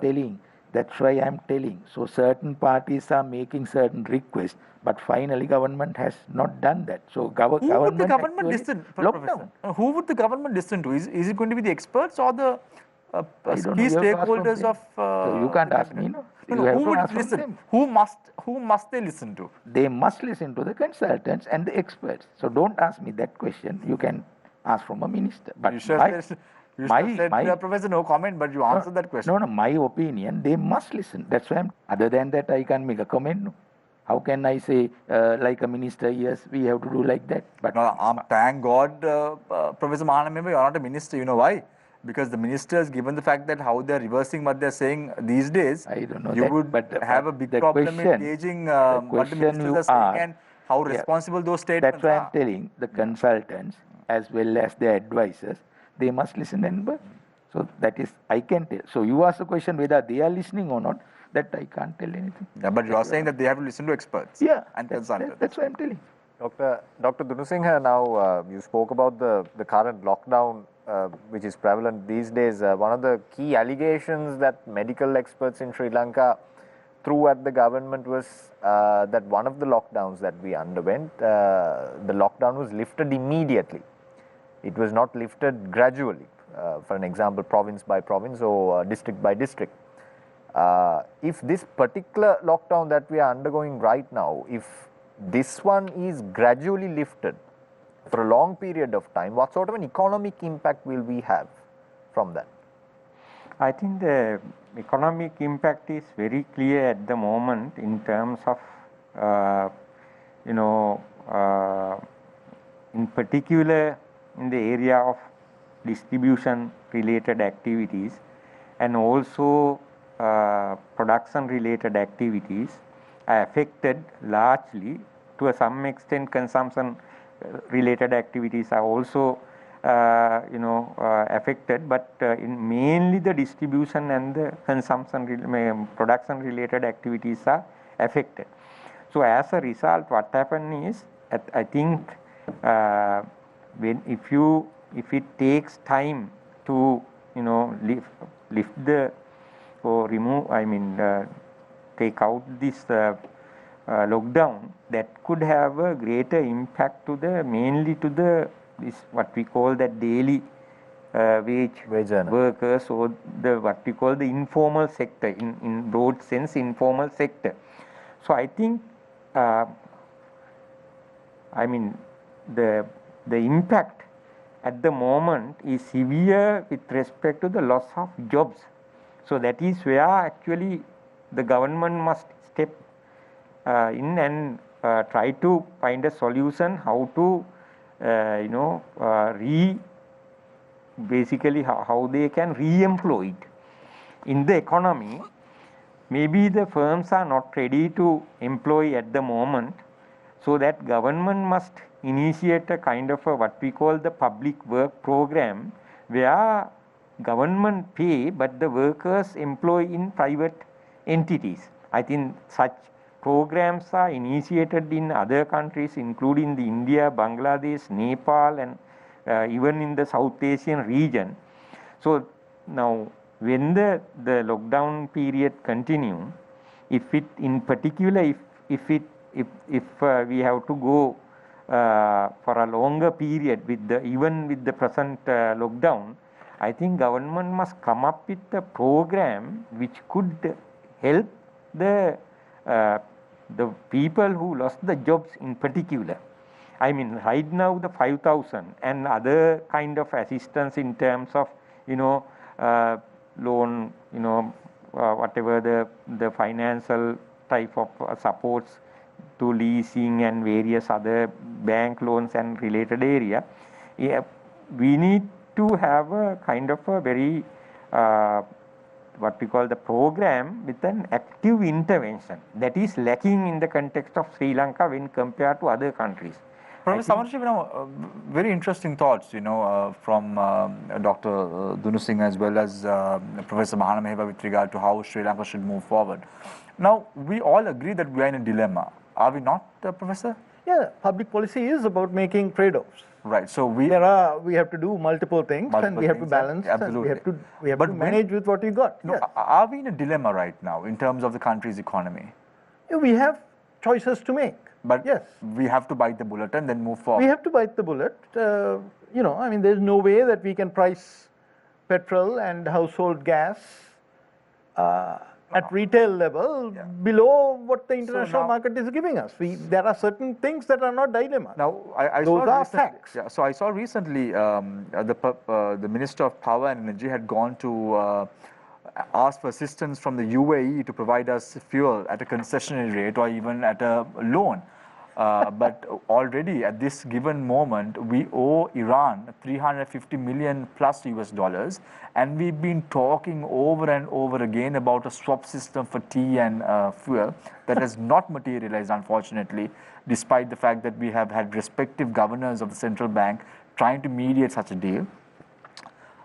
Is it are all this practical? You know, there was a time when we had a surplus of dates. I can remember having tea with dates. Why was that? This is 1970s. I was in university at the time. Because somebody had gone and worked out some kind of swap deal with some country that had dates. We would give them tea and they would give us dates. So we had an oversupply of dates in the country, right? We didn't have sugar, we had dates. These are ridiculous, primitive things that are no longer done in modern economies. In a modern economy, you don't do this crazy stuff. And in fact, there are good economists who will argue that these kinds of taking loans, now they say... But this swap agreement, sorry, Professor, I just swap have to... is a loan. Let's call it what it is. No. It's a loan. Yeah, but Professor Rohan Samarjiva, you say that tea and oil cannot be exchanged. That is not a prudent decision. However, let's take a look at India for that matter. India is doing that with Iran at the moment. Well, at this very moment, are you aware of the situation that Iran is under sanctions? Absolutely, I am aware. And doesn't that sort of change the coloration of India has all the economic relationships that India Iran has said that India is such a major player in the global economy. They don't care what the US is saying. They don't care. That's why they do these kinds of workarounds, which are sort of negotiated in the background. Those are exceptional circumstances. But what we have to do is to be able to pay for what we buy and to sell what we sell. The government doesn't sell tea. Companies in Sri Lanka sell tea, right? Companies in Sri Lanka sell tea. Companies in Sri Lanka do business. The government is not a trader. Forget about dates, Professor. I don't think we can even lick our fingers in the next few weeks if there is a sugar crisis in the country. But given the fact, Professor, right now we're talking about a boom in the Colombo stock market. Now we are talking about dilemmas in Sri Lanka. We are talking about the economy in dire straits. We are talking about foreign reserve balances not being right up to mark. We are talking about swap agreements not working out. We are talking about brokering. Have you heard the term bubble? Have you heard the term pump and dump? Right now, what is happening? I don't want to get into this discussion. No, but in an economy like ours, what does the stock market really say? I had a simple statement. It was actually carried in some newspapers also. What I said in a tweet, when the last debt payment was made, there was one gentleman who's very active in the stock market, who said, "We will now see the stock market booming." I said, the success of the economy of this country cannot be measured by what happens in your puny little stock exchange. It will be measured by things that actually matter to the economy. No, but I'm asking this question why, Professor, in 2012, 2013, there was a pump and dump bubble that was created in the Colombo stock market. Are we seeing those hallmarks again? Honestly, I think I said there are more important things than what happens in that puny little stock exchange, right? I don't think that's going to decide the fate of this country, right? But we see it will decide the wealth of certain people and the penury of others, because there are always losers in these bubbles. Dr. Samarjiva, now we bring ourselves to an interesting now, because Shamir brought up this stock market also. Now there are rules and regulations in our country which some people do not seem to follow. In that sense, now even the stock market is regulated. There is a program in place, a mechanism in place to make sure these types of things don't happen. But now we see the newspaper had carried, I think on Sunday, yesterday, about how people are using the latest technology to bypass certain laws that are there, and how you can't sort of bring that into book, because that is now a new thing that has happened, and the laws were made back in the day. Chaturanga, I study and teach, and I have implemented regulation. I have not studied stock market or Securities and Exchange regulation in detail. So I don't think there's much point in getting me. No, I'm trying to. I'm not trying to ask you a stock market related question, but I'm trying to connect it to a more general problem here. The problem here that I have is now we see these key people who are, as the opposition claims, close to the government. Let's put it that way, enjoying benefits from various avenues. Be it the health sector, we have names that are coming up into our mind. Be the stock exchange, we have another name that is coming into our mind. Be the port city, we have another name. All these people are also coincidentally in the stock market, also having something going on there. But the problem is now, for example, this Parakrama Samudra matter that we spoke about. Things like that is the government trying to also now, maybe like after a few years, trying to shape up the other people also, because they are sort of planning for a second term. Now they know the pandemic has affected their budget, the money. And if they are to go into a second term, they need money. So they can't run with the same set of people that they have, the businessmen that they have been supporting. So are they trying to sort of give out options to other people to make some money? Well, let me put it this way. Anytime a government introduces permits and licenses, we call it a permit Raj or a license Raj. Anytime you do that, you are creating the conditions for some people with connections to get rich. And you are also creating conditions for the people who give those permits and licenses to also partake in the riches. If you look at, for example, and these are things I have written about, these are things I have looked at. If you take, for example, the palm oil ban. Now, they go out and they ban outright, no more. Now somebody came and said, look, we've been exporting Vanaspati oil to India all this time. We have all these factories in the zone. We have all these employees. We'll have to close down the factories.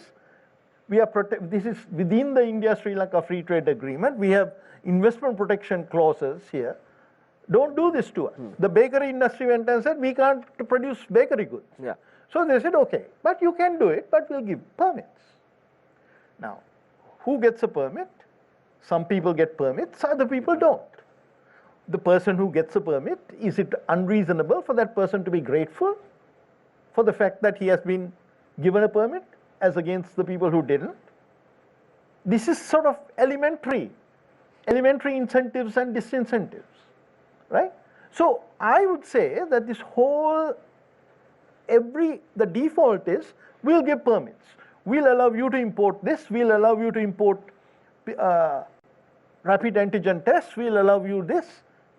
All this causes what we call rent-seeking opportunities.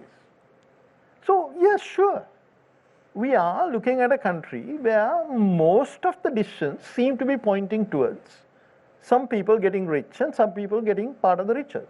It's sad, it's unfortunate. This is not what I expected from this government. So, Dr. Dunasinghe, about the sugar scam.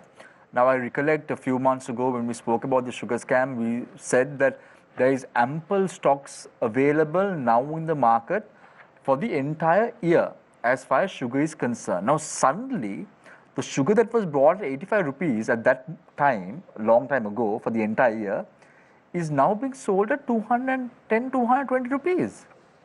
So that goes down to the question that Professor Samarji spoke about, that some people are getting rich in this mix and that some people are really getting poor. Now that disparity is very evident, isn't it? Yeah, definitely. I think in particular in a context where that you restrict import, I think people make money, become rich at the cost of the larger majority. Right now what is happening is that poor people pay and big companies make big profits as a result of the current import restriction. So if you continue this way, I mean, that is what you will see. I mean, the government will say that you want to promote local production and api so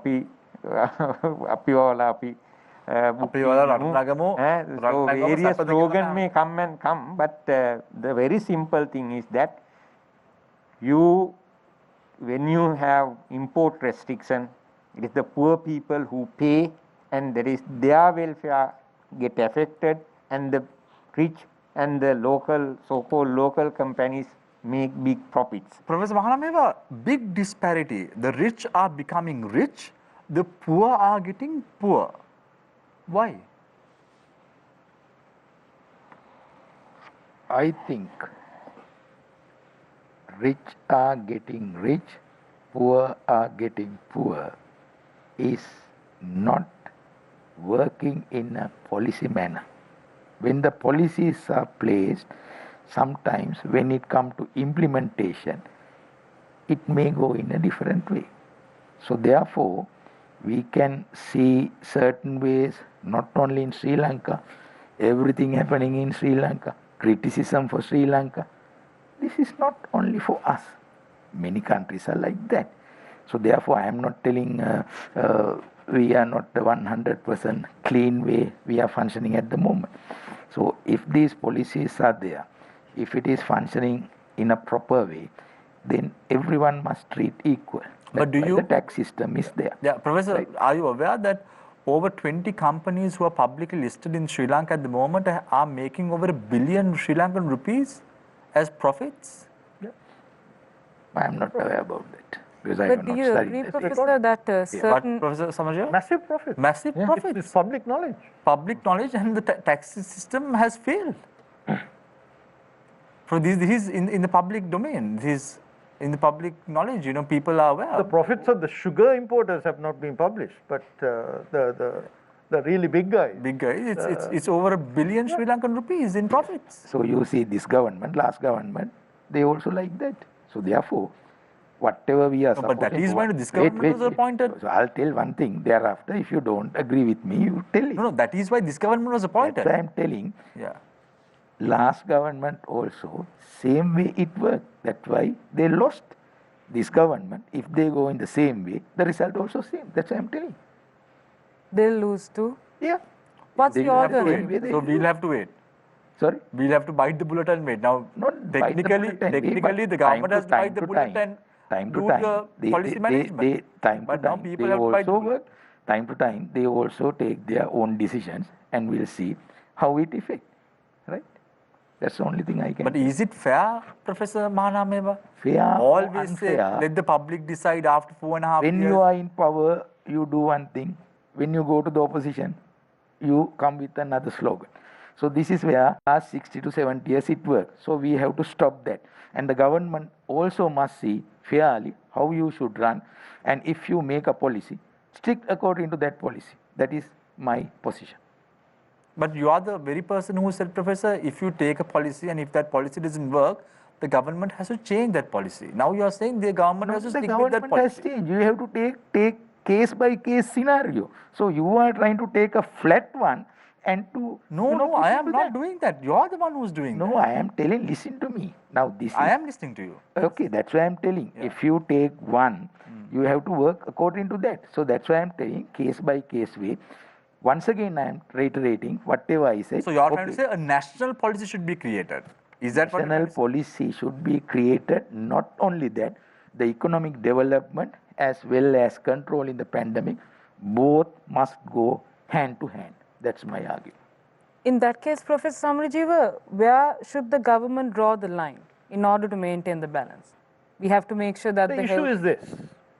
Governments, there's this story in Sri Lanka where we place way too much emphasis on these things called manifestos. Nobody actually reads this damn thing.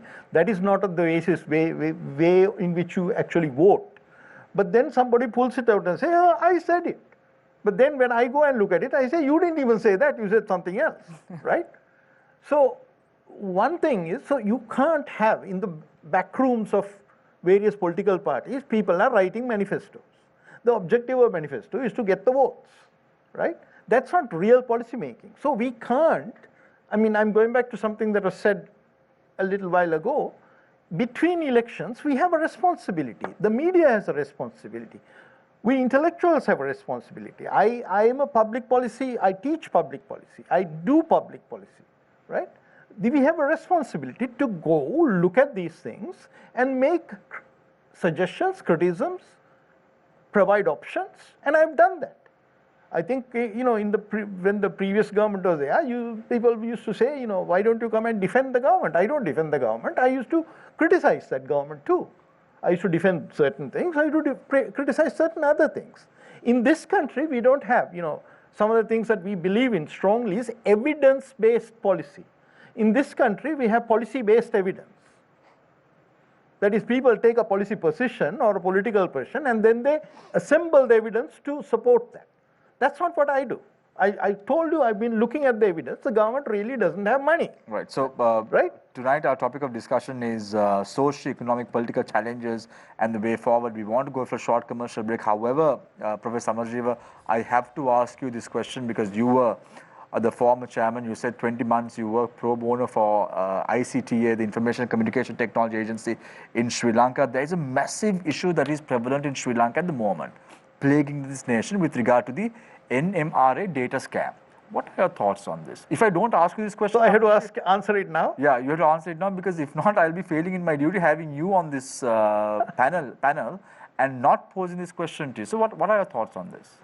A lot of government organizations do not have the technical capability within their own staff to do IT-related work. That's a fact.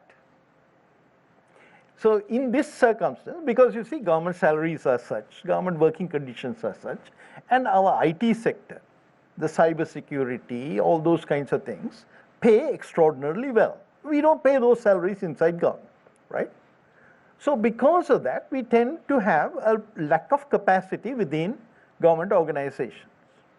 Now the NMRA started this online system, this computerized system, maybe 2 years ago, 3 years ago. So it's a very short time. That's also understandable that in a short period of time, they will be having a private company handling the technical stuff for them. A private company that would have been picked on a competitive procedures. And this is a private company that is involved in a large number of other activities, both in Sri Lanka and outside. So I wouldn't say that they are some kind of fly-by-night incompetent organization, right? Now, they stored the files, right? There's a database, the database is intact, the files are supposed to be intact, but the metadata, the mapping that allows you to retrieve the files when you want to retrieve them, has been deleted. Could this happen in a private organization? Could this happen in a government organization? Have these kinds of things happened in the past? Yes.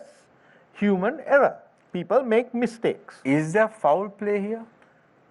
Well, look, I'm not the ICTA chairman. I haven't been for about 2 years. But who should be held responsible in the end? Let me answer that. So you ask the question, if you have somebody doing this for you, what kind of legal obligations do they have? Now, from what I understand, I made a few phone calls to find out. What I understand is that there should have been a backup. That was a contractual requirement, right? So contractually, they were required to have a backup. There's no backup. Now, that's a violation of a contractual obligation.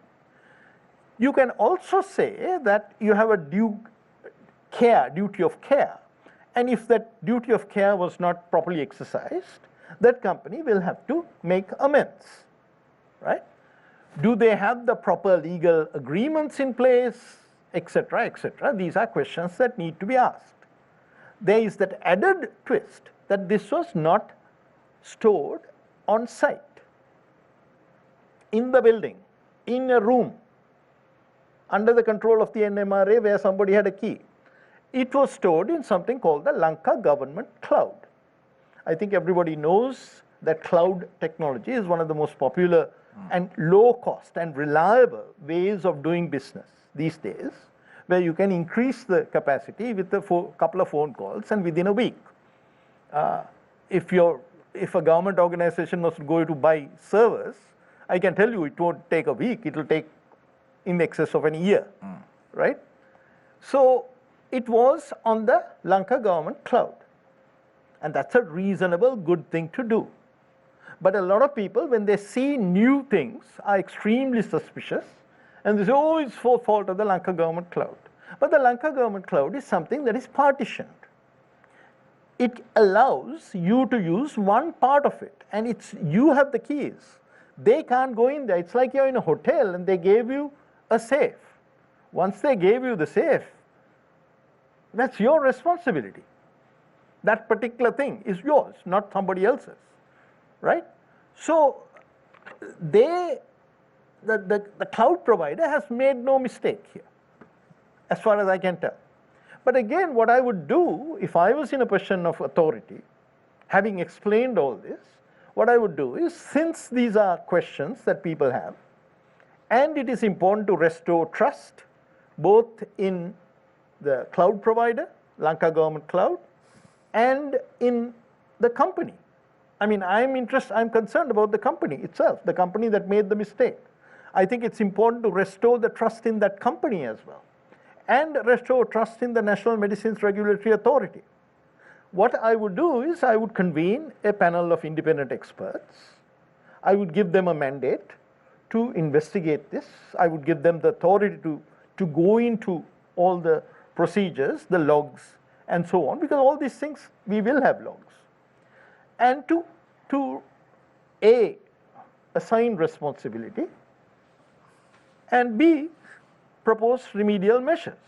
That's the only way you can restore trust. Yeah, Professor Samarjiva, can we retrieve this data that has been lost to the mapping? That's a technical question, right?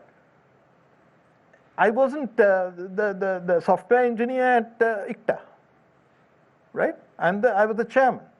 I'm a policy guy. So all I can say is that you can actually retrieve most things if you spend as much money as there is. You can. But there are some things that you can't. I think anybody who has had a hard disk wipeout or some problem on a laptop, you know what I'm talking about. It's nothing fundamentally different from that, right?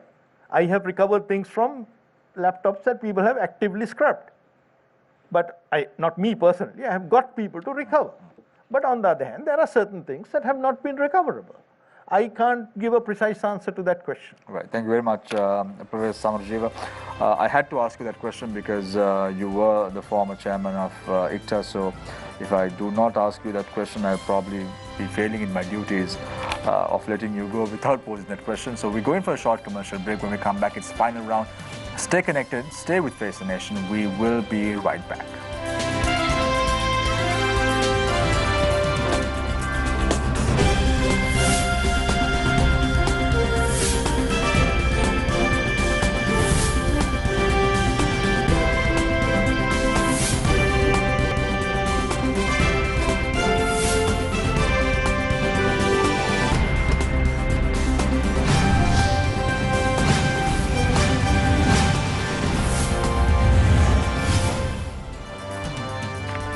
Welcome back. This is Face the Nation. We are in the final round. Let's start off the final round with Professor Rohan Samarjiva.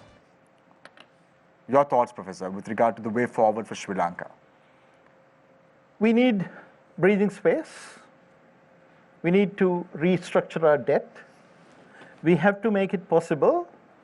57% of all the imports that we bring in this country, even during 2020, was for intermediate goods. That is, things that are used to make other things, intermediate products. Actually, fuel is also in there, right? 22% is investment goods, and 21% is consumer goods. That's what much of this conversation was about, right? I mean, my concern is regarding the intermediate goods category and the investment and investment goods category. I think if we squeeze those two, the country will be in trouble. Because I think we really need to understand that there are no exports without imports. That this old style of thinking that exports are good, imports are bad, is primitive, and it has no relationship to the world as it is. So I think we really need to release the pressure on the people who bring the dollars into this country. I think the government has taken a position that tourism from Russia, Ukraine, and so on is going to save the day. I think that's a very dangerous path to go on, though I am very much in favor of increasing service sector exports, because a lot of people, when they talk about exports, they only talk about goods. But we have to talk about tourism, which brought us 3.6 billion rupees in 2019 and created enormous amounts of jobs. It was down to 0.7 billion in the following year, 2020. We have to think about the other sector, which I am very familiar with, which is the IT BPO industry, where in 2019 we had 0.9 billion in stated export revenues. And in 2020, it went up to 0.97 billion US dollars. 0.97 billion, right? So it actually increased despite it being 2020. So I think these are the kinds of areas we really need to focus on.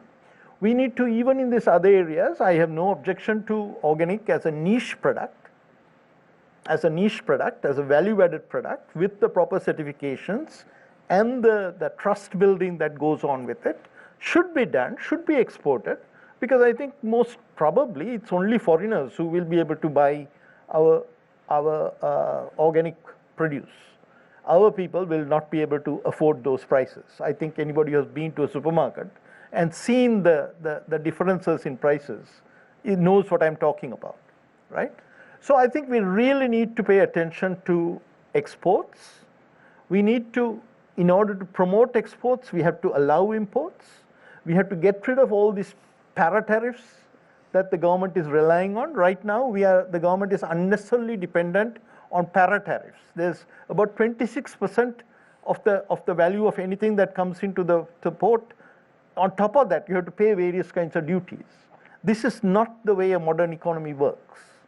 So we have to gradually bring them down. Gradually, I said, because we are in a difficult situation in terms of revenues for the government.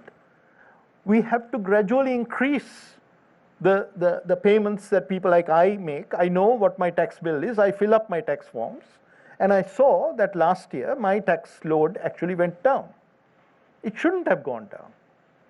I have paid taxes in the United States. I have paid taxes in the Netherlands. I have paid taxes in Canada. And I have paid taxes in Sri Lanka. I wasn't very heavily taxed here. I think there should be taxes on people for the services that we get. So I think we should create a situation where the government does not make 9.6%. Government revenues as a percentage of the overall gross domestic product is 9.6. That is wrong. That is below where it should be. It should be increased. But we are in the middle of a crisis and we have to navigate ourselves out of this. That's what a phased, negotiated debt restructuring program is.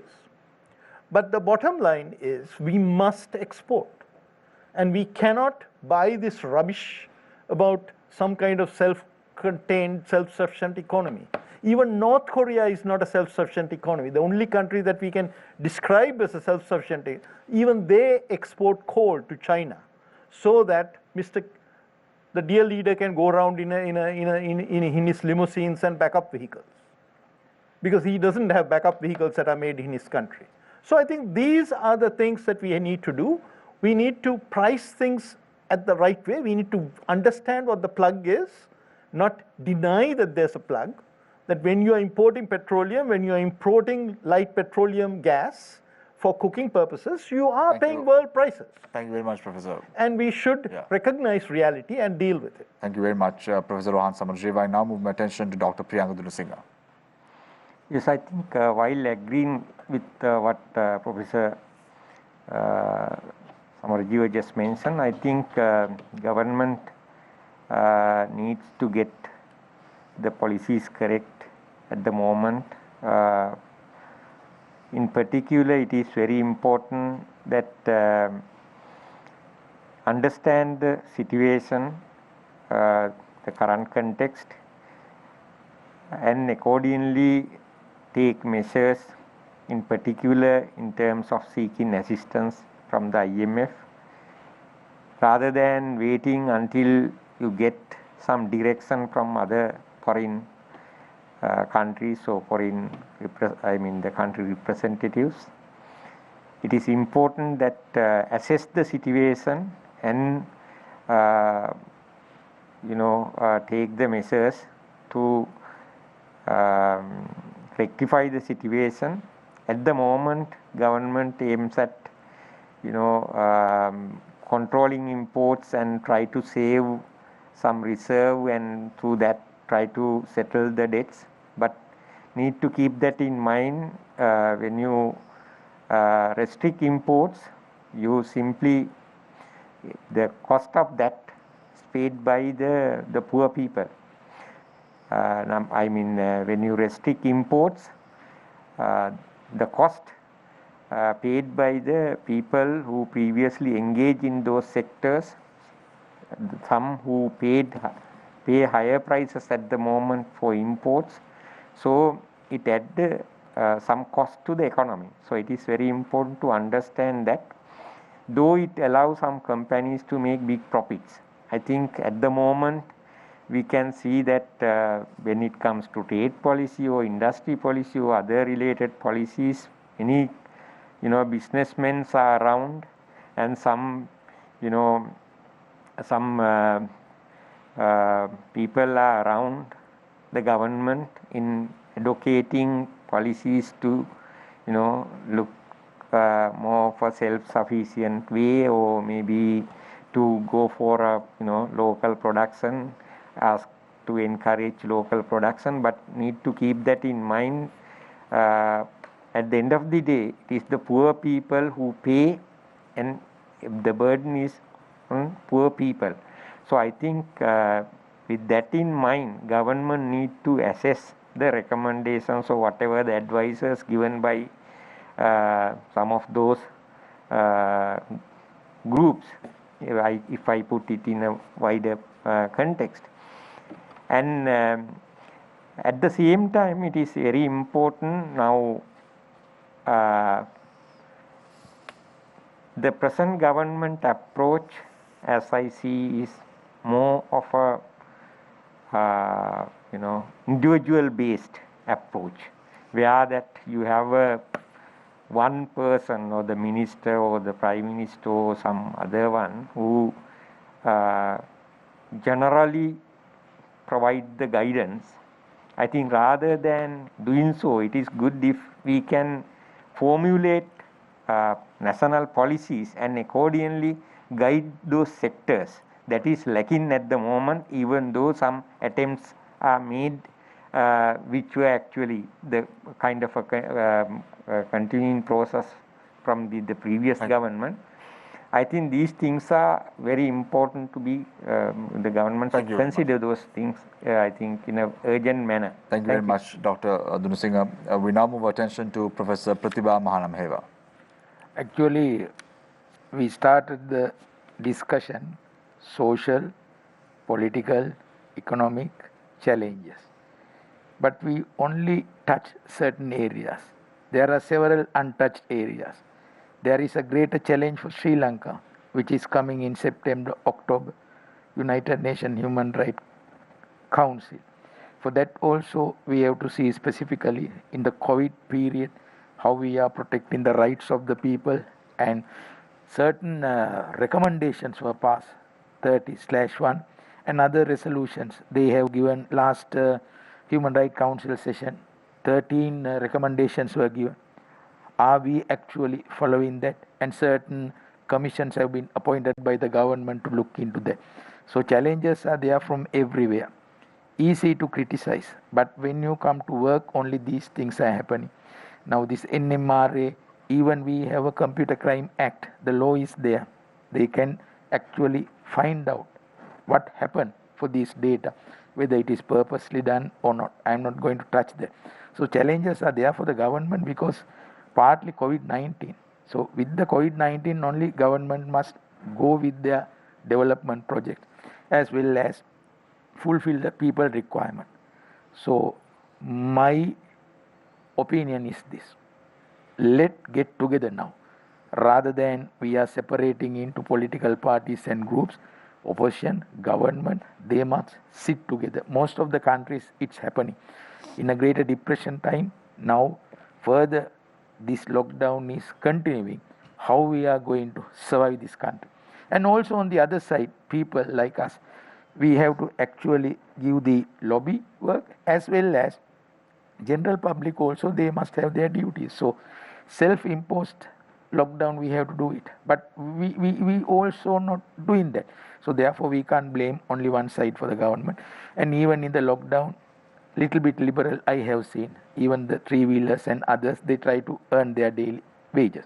So what we have to do now at the moment, get together, parliament, sit as a committee comprising with all political parties, forget your political opinion, let's see the country, how we can do the best. That followed by several Caribbean countries. And Sri Lanka also, if we can see in that way, we can save the country. That's my vision.